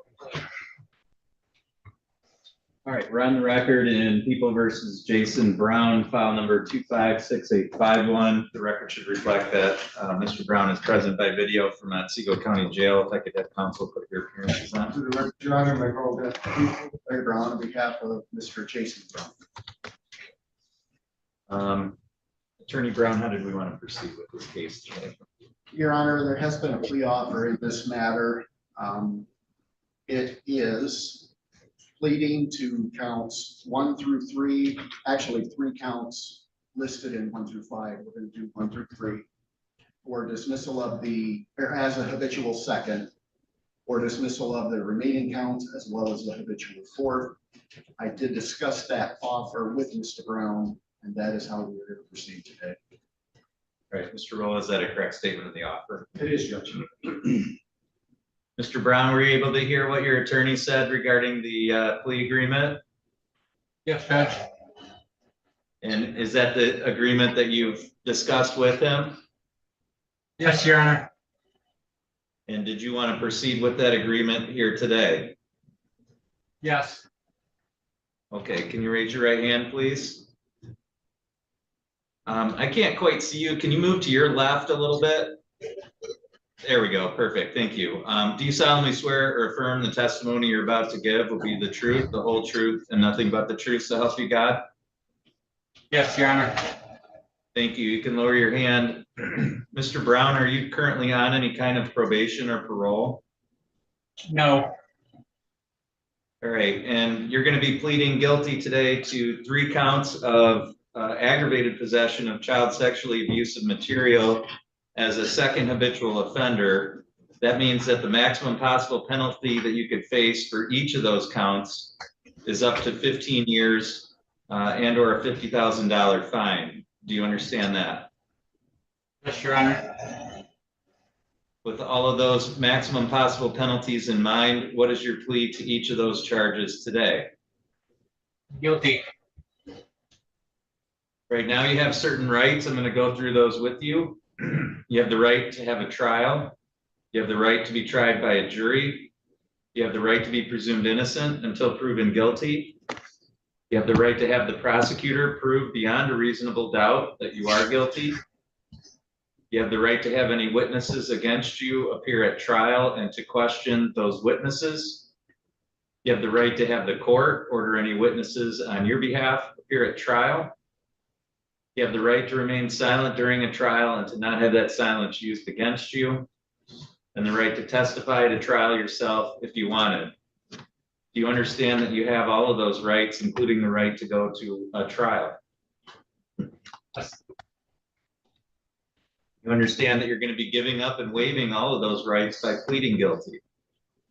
Yes. Also, you don't have an automatic right to appeal the plea that you're making here today.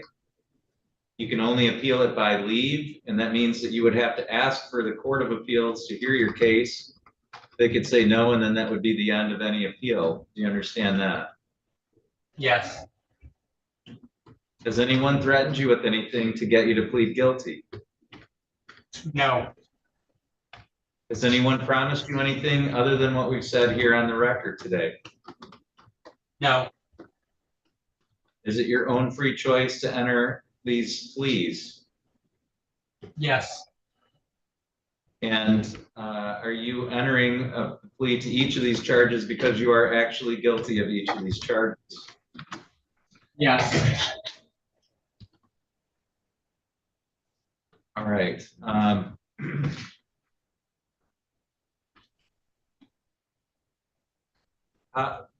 Mr. Brown, I don't have much information about the background. Can you ask some questions of your client Yes, I'm here. I'm not sure how this was discovered or what the circumstances were.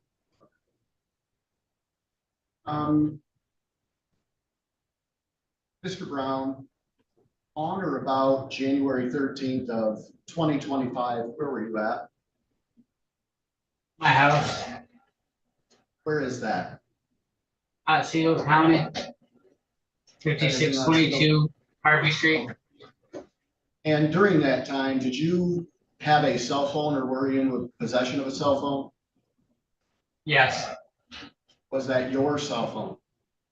yes, And on that phone, did you have pictures either of actual or pictures depicting prepubescent children? yes, Did you have at least 3 of those pictures on your device?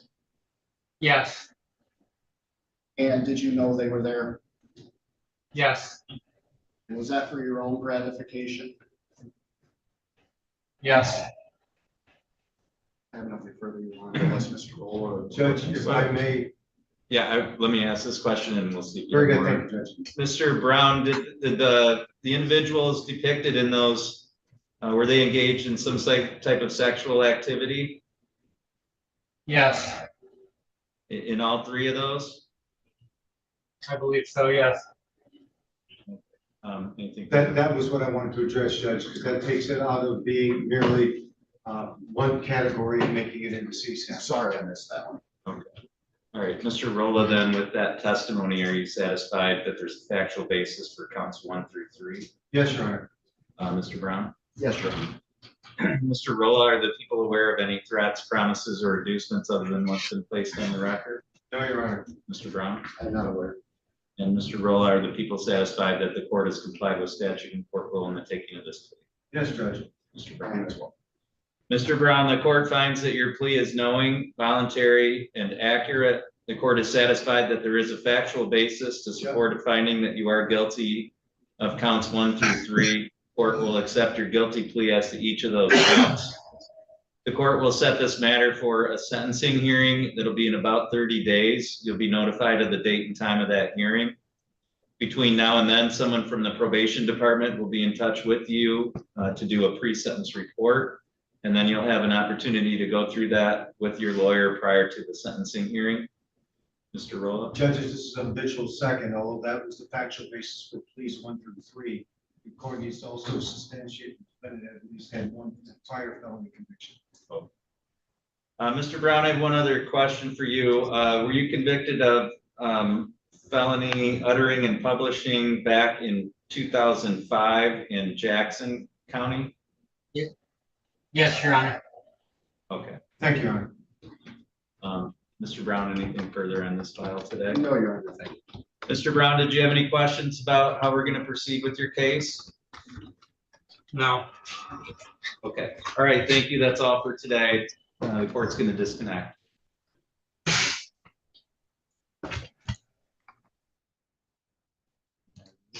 There's an individual out there. I don't know if that's Mr. Brown or not. See if we can screen it when he comes in. Thank you.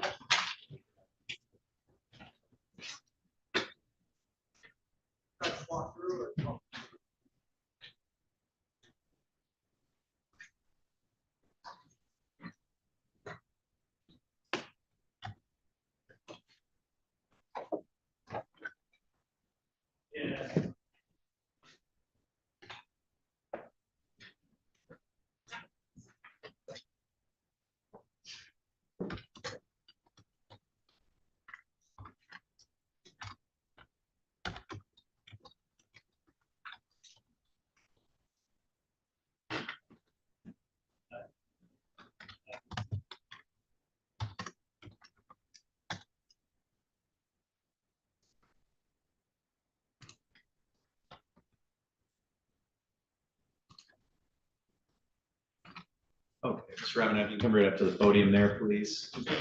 Yes. We'll go on the record in People versus Robinette, file number 256862. The record should reflect Mr. Robinette's present here in the courtroom today. Mr. Brown, you tell me the status of this file. Your Honor, there has been a plea offer in the matter, plea count 1 and 2. Basically, the plea was charged for dismissal of the habitual enhancements. I have gone over this with my client. Our most recent conversation was just a couple of days ago. There are some issues that you would like me to address. I won't go into them on the record. Those are privileged communications, but I would request in adjournment. I am confident that our 30-day adjournment, I'll have a resolution one way or the other next year. Mr. Rolla, do you people take any position in that? No objection, Judge. Mr. Robinette, have you had a chance to talk to your lawyer about that? I have it. And is that how you would like to proceed as well? Yes, please. So we'll set this for a plea hearing and status conference in about 30 days. And Mr. Robinette, it's just important during that period of time that you stay in touch with your attorney so that you're prepared to go forward at that time. Okay. Absolutely. Mr. Rolla, anything else that we need to address on this file today? Not for the people. Thank you, Judge. Mr. Brown? No, Your Honor. Thank Mr. Robinette, did you have any questions at all? you. No, Your Honor. Thank you. Thank you, that's all. Have a great day. Our next hearing set for 2:15, so we'll be in recess until that time. And Judge, the court should have a stipulation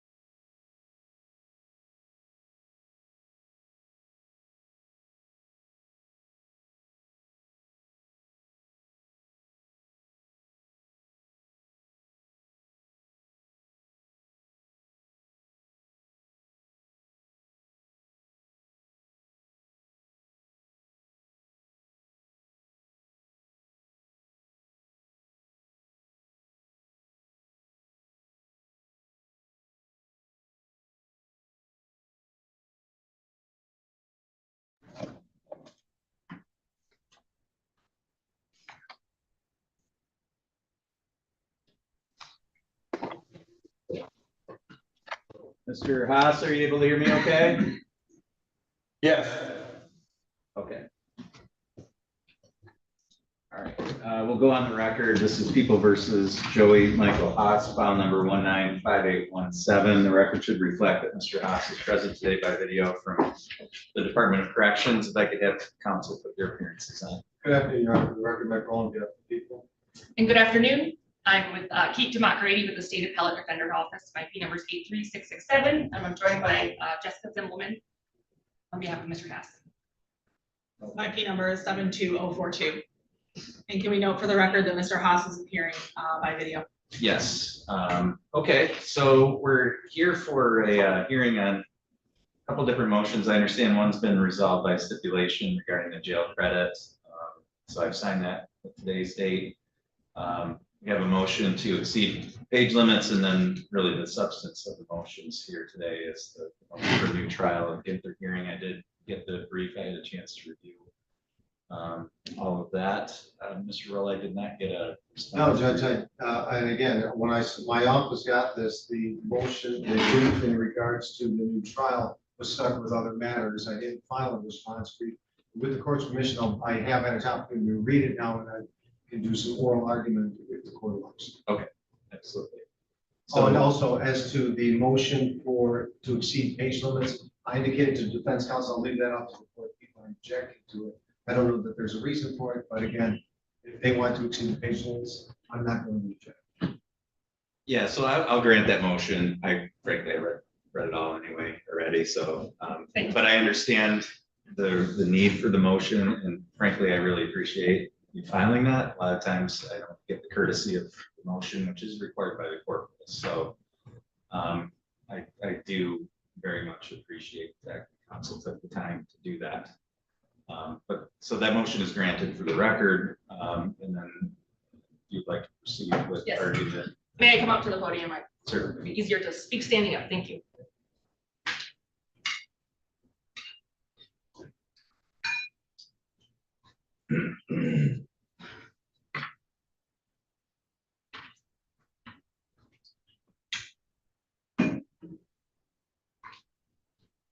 So because the court obviously has read the motion, I'm not going to go through every single point of it, but I just think big picture, if we look at what happened in Mr. Haas's trial, I think it's helpful if we take maybe each witness by turn and the common issues that run through all three of the witnesses. So big picture, if we're looking at the government, was required to prove at trial that Mr. Haas used the Blazer beyond the scope of his permission, right? There's no question that he had permission to drive the Chevy Blazer while he was fixing it. He did not have permission to take it out of the state of Michigan. And that's really what was at issue at trial, as Your Honor knows. If we start with Trooper Helton's testimony about the location and condition of the Blazer when it's found in Las Vegas, as is detailed in our motion, there's serious problems with his testimony, right?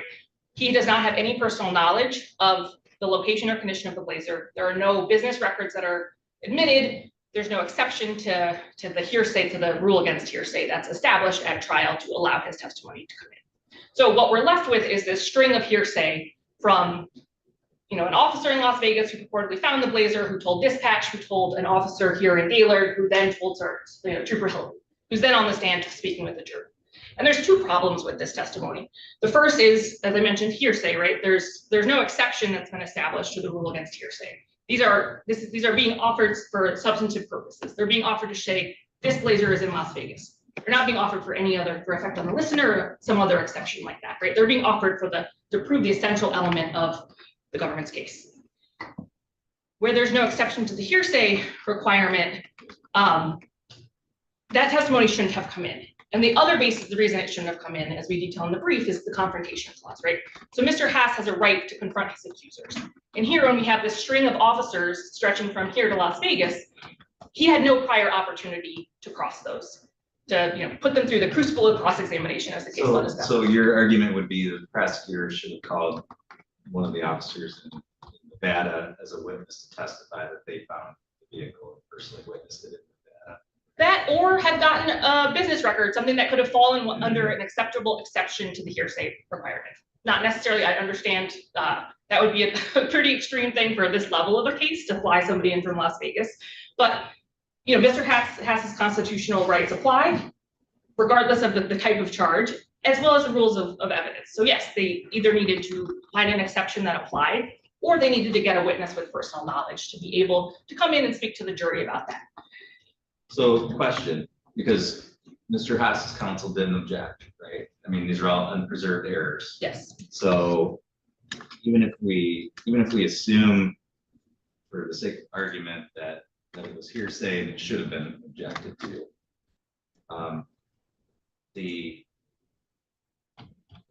is it reasonable for the defense counsel to decide that, okay, this car was found in Las Vegas? That's not really going to be a fact that we're going to be able to argue against. So objecting to that hearsay at that time, and even if the court were to exclude it, is it reasonable for the defense counsel to take the position in the matter of trial strategy to say, look, I don't think we're going to be able to reasonably dispute that this vehicle was found in Las Vegas. So I'm not going to object to this coming in. That's, to me, that's where the rubber really meets the road here, because we're dealing with unpreserved errors. Even if we assume that it's hearsay, it shouldn't come in and should have been objected to. So what would you say to that? Yeah, I appreciate the court's question. Just for a little context, I'm coming to the appellate world from doing 5 years of trial work in Wayne County. And when I was reading these transcripts, I'm like, what possible basis would I have to say, sure, this trooper can just testify to this string of hearsay? I think I would have a duty, right? The trial attorney has a duty to object under both the confrontation clause issue, as well as upholding the rules of evidence.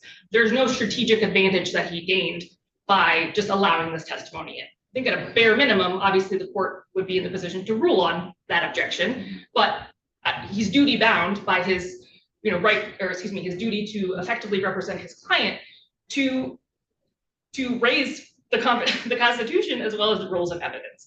And I don't think, I think had he pressed that issue, the government may have been able to find, an exception to the hearsay requirement or the rule against hearsay, or, figured out a different way to prove their case. But, that's a counterfactual that we're not in. Here we are with the testimony that did come in, which is a string of hearsay through trooper help.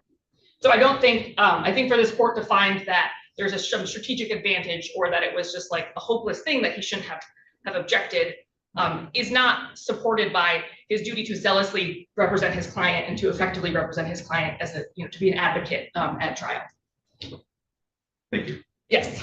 I think, so if we look at, Trooper Helton's testimony, right, forms the basis of the blazer being found in Las Vegas, as well as Nicole Foster offered testimony about getting a phone call, right, which again is hearsay. It's not being offered for effect on the listener. It's not like, oh, and then I went to Vegas and got the vehicle, right, which that could potentially be a valid exception to the rule against hearsay, but that's not what it was offered for. It was offered to bolster Trooper Helton's testimony to say, here's another person who's telling you they spoke to somebody in Vegas, and that's where the blazer is.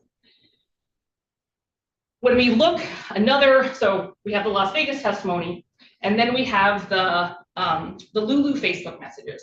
And these were very confusing for me to figure out. And I think I finally did. And I thank AP Averola for his assistance in getting the exhibits, because they weren't originally included in our file. But when I dug into the Lulu Facebook messages, right, we look at Nicole Foster's testimony that these are not Nicole's messages. These are messages from a non-testifying person who's never named in the trial.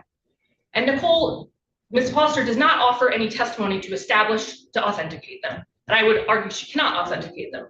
There's no date on these messages. There's no information about the sending or receiving account. Yes, there is a picture of Mr. Hass in them, but there's no, what Ms. Foster offered to the jury was, these were on my phone.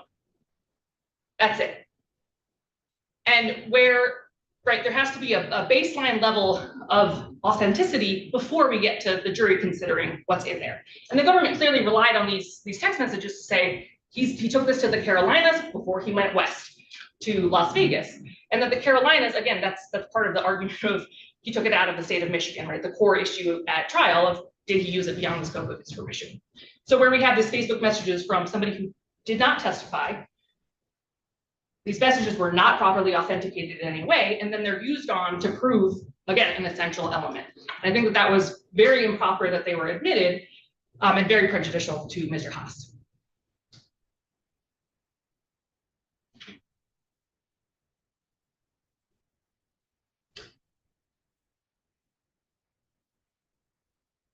If we look, let's see, what was the other issue? Does the court have any questions about the Lulu messages? No.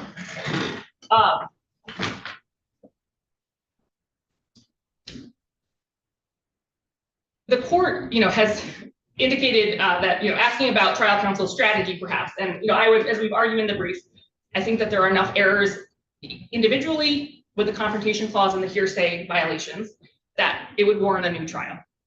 Taken together, right, cumulatively, I believe there's a very strong argument that it does warrant a new trial. However, if this court is not at that place, I think a Ginther hearing would be appropriate, right, where we can call trial counsel to the stand and ask those questions about why didn't you object under the confrontation clause? Why didn't we object under, or you object under the rules against hearsay? Why didn't you investigate? I think it's pretty clear from the transcript when he approached Ms. Foster with the Facebook messages and said, where does this say Facebook? And she's saying, this is a Facebook message. To me, it seems very clear from the record that he wasn't even really aware that these were Facebook messages, let alone who they were from or to. And he has a duty, right, as I had as a trial attorney, to investigate what the evidence is and to come into court prepared to advocate for your client. And when you're up there asking a witness, where does this say Facebook? When they're clearly Facebook messages, you're failing, you're falling, your performance is deficient, and you're not meeting your duty to your client to advocate for them. So I think that we would ask for a new trial, but if the court is not at that place, that I think the Ginther hearing at the very least would be appropriate, so we can explore these issues more fully and understand trial counsel's strategy around the objections he did or did not make. Just touching briefly on the 404B evidence, right? Again, as I read the transcript maybe the third time, I was like, why are we even talking about the condition of the blazer in Las Vegas, right? He's not charged with malicious destruction of property. He's not charged with, I guess, anything related to the condition of the blazer. So all of this testimony that's coming in and then is argued in closing argument is really just to say, not only did he take this blazer to Las Vegas, he then spray painted it and burned it. There are other bad acts that are just being used to say you did a bad thing, right? And that's not proper. And under 404B, if the government wanted to use that evidence, they would have needed to give notice, which they did not do. Here, trial counsel didn't object to that, which again is something we could explore in a Ginther hearing as to why. And I just think it was wholly improper. And that's, evidence has to be relevant to come in. And it's not relevant, that evidence of the condition of the blazer, which again is the string of hearsay, right? There's nobody who testified in this courtroom with personal knowledge of what the blazer actually looked like.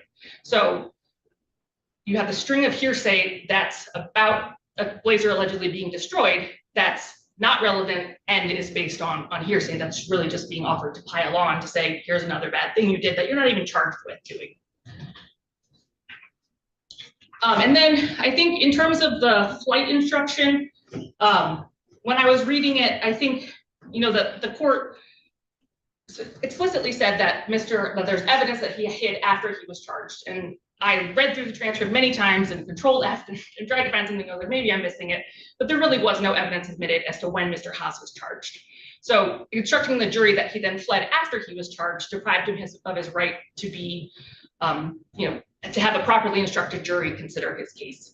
And when the jury is presumed to follow the court's instructions, and when there's an improper instruction given, right, that can tip the scales against Mr. Haas and deprive him of his due process rights to a fair trial. So for those reasons, so sort of a separate issue from hearsay and confrontation, I believe that was an error that would harm Mr. Haas in very real ways. And then the last thing that I would touch on would be the argument about the snowplow and the government's commenting on Mr. Haas's right to silence, that the only person who would know what happened to the blazer would be Mr. Haas, who we haven't heard from, was part of what was, I'm not quoting exactly, but paraphrasing what was argued in closing argument. And the right to silence is one of our foundational constitutional rights that we all enjoy and that we all have a duty to protect. And here, where we have the government saying, you didn't hear from him, even though he doesn't need to, you don't need to hear from him, but he's the one who would know. That's commenting on his silence. That is shifting the burden as if he had to prove something that the snowplow was, was still there or wasn't still there, that he had some sort of burden, which he does not have under the law very clearly. It's the government's burden to prove their case. It's improper for the government to comment on his right to silence. And it's improper for the government to shift the burden to him, to tell the jury basically that he failed them in some way, in not taking the stand or in not offering some sort of evidence. So that's, I think, the last error that I would touch on, unless the board has any other questions. I don't. It was very clearly briefed, and the arguments are certainly consistent with the brief here today. So I'll see what Mr. Rolla has to say and give you an opportunity to respond to that. Thank you. Mr. Rolla. Thank you. I'm gonna deal with that last element first. I don't believe it was in fact comments on defendant's silence. I think it was comments in response to arguments made by defense counsel in closing. I think of more important nature in this particular case, and I'm going to deal with these in reverse order. We have the situation about the alleged improper testimony as to malicious destruction of property. And the defense argues that that information was not relevant. And if it was wanted to be brought in under 404B, they should have done a notice. Correct, if that's what it was done for. However, I don't think that's why it occurred in this particular case. The destruction of the motor vehicle was simply introduced, and the evidence of it was introduced to show that the defendant was doing it to try and cover up the crime that he committed. It goes to show his intent. So obviously it's clearly relevant to this particular case. As to the flight instruction, the argument that, well, we don't know exactly when the defendant was charged. Well, Trooper Helton did testify about seeking charges for this particular matter. So there was testimony, because again, as the court's well aware, the flight instruction, you can have it a couple different ways. When the charges were issued, when the defendant became aware of the charge, when the defendant was notified of the charge, all of those things. In any case, you had a flight instruction because, again, the defendant left the area from where the vehicle was taken. There's been a lot of argument that there's all this hearsay arising out of testimony from information coming from Las Vegas, and I respectfully would disagree with that assessment for the following reasons. First and foremost, there is no element of the crime charge for which the defendant was convicted that requires the prosecution have to prove in any way, shape, or form that the vehicle was removed from the state of Michigan. Last time I checked, that's not an element of the crime charge for which he was convicted. Second, as to Trooper Helton's testimony, the majority of his testimony was not that he repeating what third parties had said, but what he did describe to the jury was that what happened in the course of his investigation. To say that, well, the vehicle was located in Las Vegas, burned where it had been burned and torched. That's saying where the vehicle was located, period. He's not saying, I was told by so-and-so. Through the course of my investigation, when we put out a lien for a missing vehicle, reported stolen vehicle, we got a lien back that indicated the vehicle was located in Las Vegas, torched.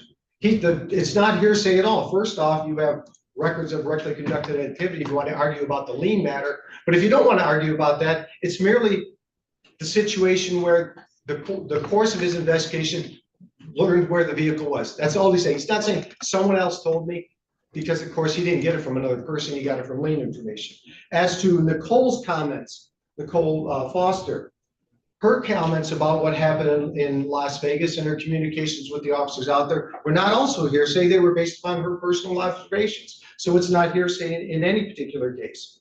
Again, then we get down to, I think, is probably what the crux of the argument really relies on, and that's being the Lulu communications Facebook messages. As the court will recall, and I'm sure you've read through all the matters, I know they were referenced in the appellate brief, we were talking about photographs. And we had people that were the owners of the vehicle and were familiar with the vehicle.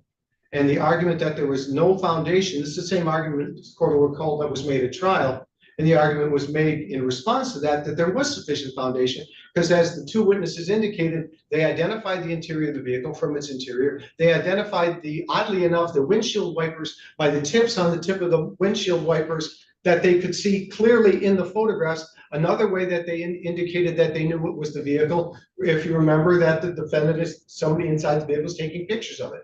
And those pictures were not then taken in Michigan. Now, as to the part, as to where exactly they were taken, I'm not going to argue about that, because again, you could say that they heard that from somebody else. I don't know that that's the case, or maybe they're familiar with the area. That's not why the photographs were admitted. They were admitted to show that the defendant had taken the vehicle. And again, once again, we don't have to prove that it was taken anywhere out of the state of Michigan. We don't have to prove that it was taken to Las Vegas. We don't have to prove that there were stops on the way to Las Vegas. None of those were elements of the crime. Those are only admitted to show that it was the defendant who took the vehicle, and he took the vehicle, and then, of course, their testimony about it not being returned when it was supposed to be returned after being worked on by the defendant corroborated that particular testimony. It's not hearsay. It's not hearsay at all. Personal observations of a vehicle that they're familiar with, that they were able to identify through the photographs. For all of those reasons, Your Honor, arguments as to hearsay, I believe, do not apply because there are, in fact, exceptions to it. And in regards to the other matters, as to the situation where the hearsay is from Nicole as to saying communications she had out in Las Vegas, it's not. It's just her observations. And again, that's not hearsay either. So I don't think any of those apply. And for those reasons, Your Honor, we'd ask that the court deny the motion for the retrial. Thank you. Thank you, counsel. Anything you wanted to say? Just briefly, I think, when I was reading Trooper Hilton's testimony and, all the time at preliminary exams or at trial, I've heard many officers and, testify to things that other people told them just to testify to let the jury know what they did next, right? That it's not being offered to prove the truth of what's in the statement. It's being offered to say, okay, I got this information and then I went to this house and then we did a raid and we found the contraband, whatever. So I'm thinking when I'm reading this transcript, I'm like, what other steps did Trooper Hilton take? Trooper Hilton took a police report from Nicole Foster and Wayne Kirk. He got a phone number from them that they told him was Mr. Haas's phone number. He didn't offer any testimony that he did other investigation to establish that. And then the government's arguing that he just got this information from Lean.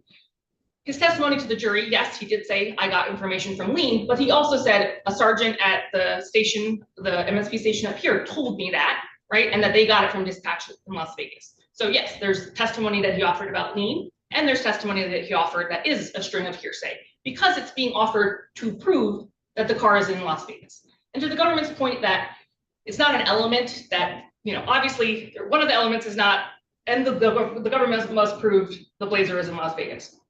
But that is what the government argued to say that Mr. Haas used it beyond the scope of his permission. The government focused both on the Carolinas and on Las Vegas.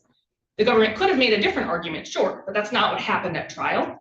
They explicitly, testimonies offered, he has permission to drive it while fixing it.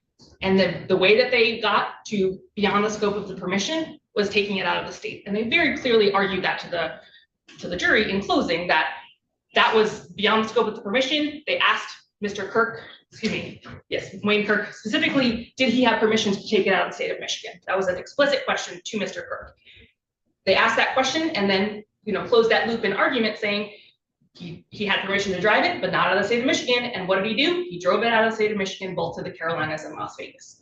So yes, I agree it's not an element of the crime, but it is how the government met the element of beyond the scope of permission.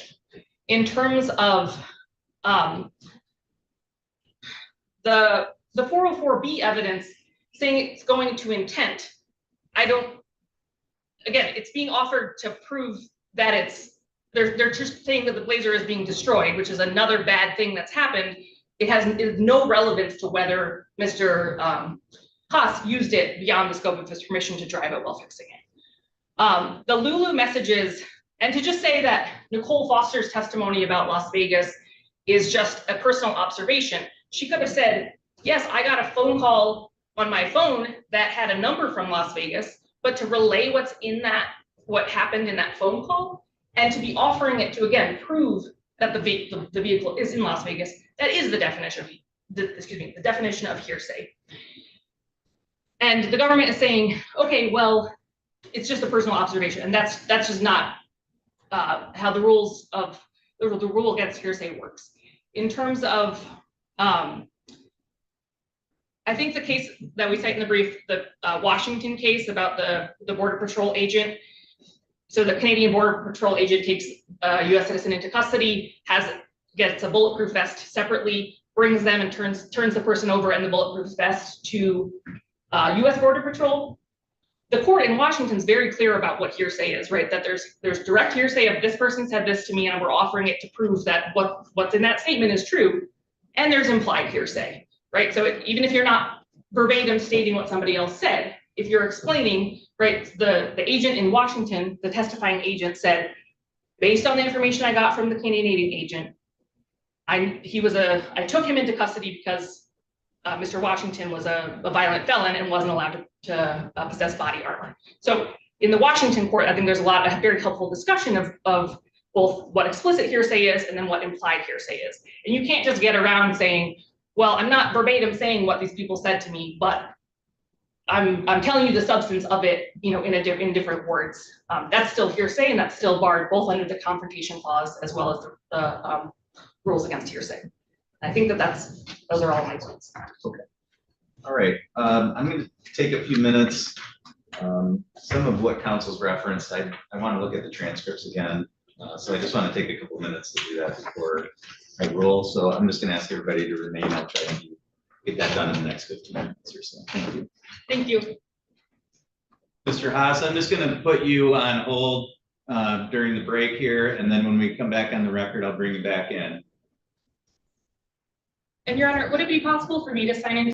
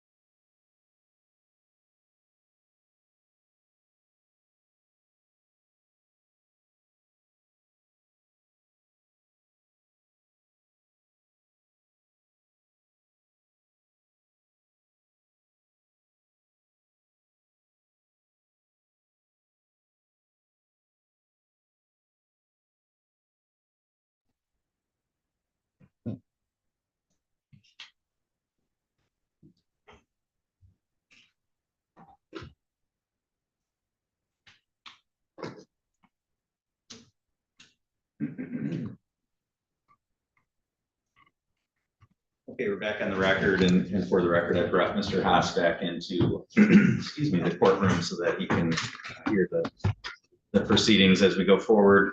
So again, I had a chance to review the brief of Mr. Haas' counsel thoroughly prior to the hearing today.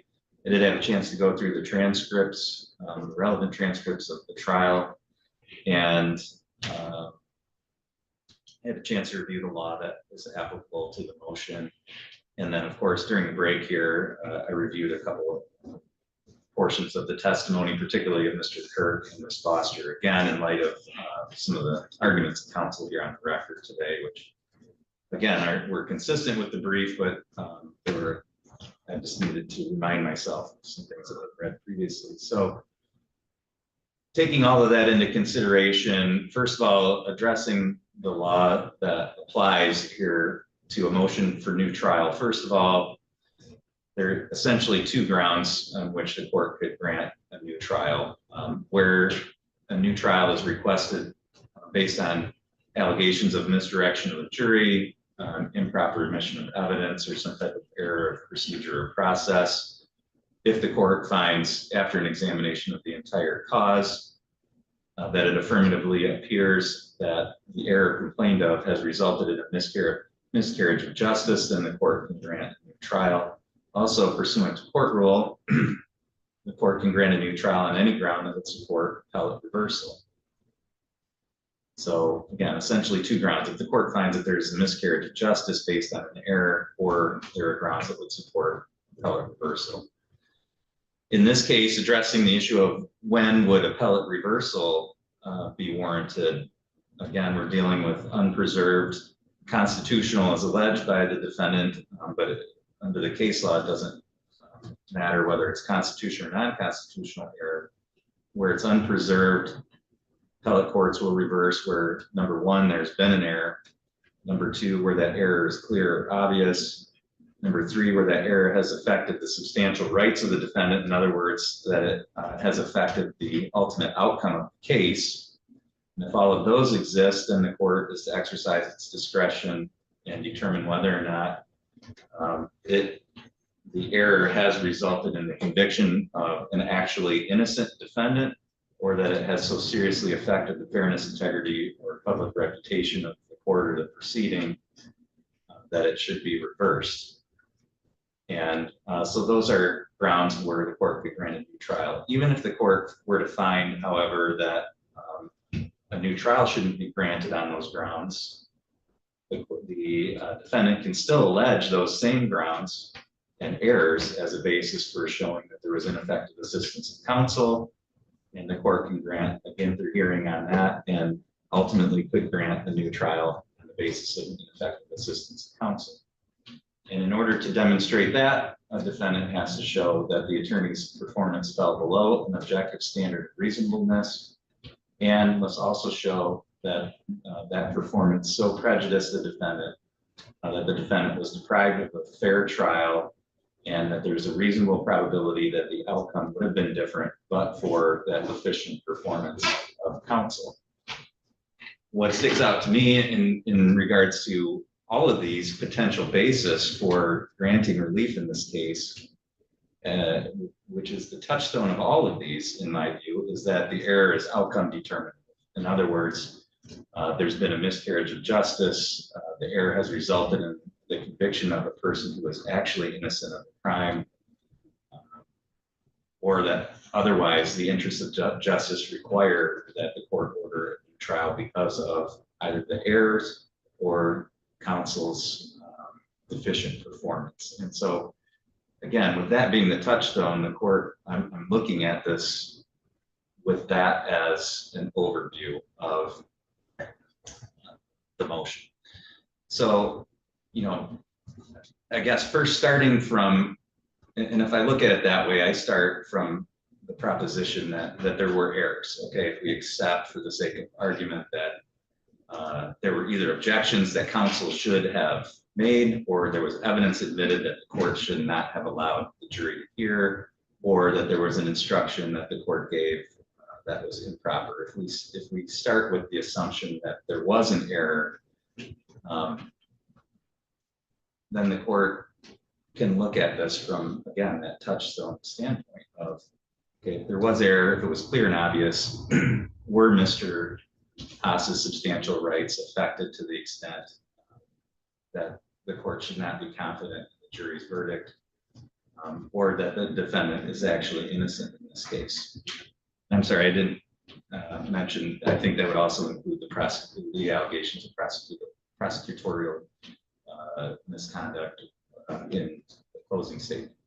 But anyway, if we assume that all of those things were errors, then what effect do those errors have on the ultimate outcome in this case? And in my view, to the extent that any of the things alleged by the defendant in the motion were actually errors or were actually ineffective assistance of counsel, none of those affected the ultimate outcome in this case. And I say that, again, based primarily on the elements of the charge here, which both counsel have acknowledged on record, and which the court properly instructed the jury on. And was there evidence from which a jury could reasonably conclude that all of those elements have been met? And when I reread the testimony of Mr. Kirk and Ms. Foster, it's clear outside of the issues of hearsay evidence that was admitted, arguably in error, there was testimony from both of them, and Mr. Kirk in particular, that he gave that truck or Blazer to Mr. Haas to conduct repairs on it, that it was okay for Mr. Haas to drive that truck for the purposes of determining what repairs were needed, that Mr. Haas never returned that truck to him, and as of the date of trial, still had never returned that truck to him, and that ultimately he called and reported the Blazer stolen.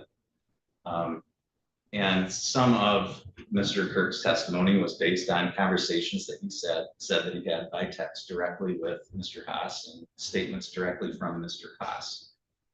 And then Ms. Foster also testified that she had direct communications by text with Mr. Haas, and that he told her the truck was gone and he wasn't going to return it, and admitted that he had the truck wherever he was at that time. So outside of the hearsay statements, there's more than enough direct evidence from the testimony of Mr. Kirk and Ms. Foster for a jury to conclude that Mr. Haas was guilty of this charge. And when I look at the case in its totality and the evidence in its totality, in my view, any errors did not affect the outcome. I think it was clear to the jury that Mr. Haas was guilty. It took them 24 minutes to reach their decision in this case.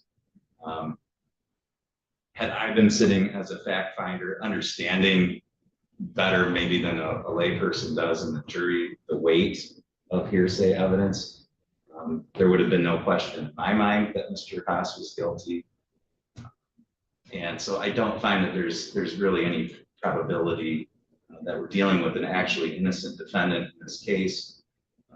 I don't find that any of those errors undermines the court's confidence in the jury's verdict, given the totality of the evidence in this case. And the court finds that even if the complained of evidence had not been admitted, I don't find, based again on an overview of the entire cause, that it would have changed the outcome. So for those reasons, the court finds that both motion for new trial and the motion for interhearing should be denied. And counsel, I would just ask you to prepare an order that reflects that to the court. Either submit that with stipulation as to form or with the 70 rule.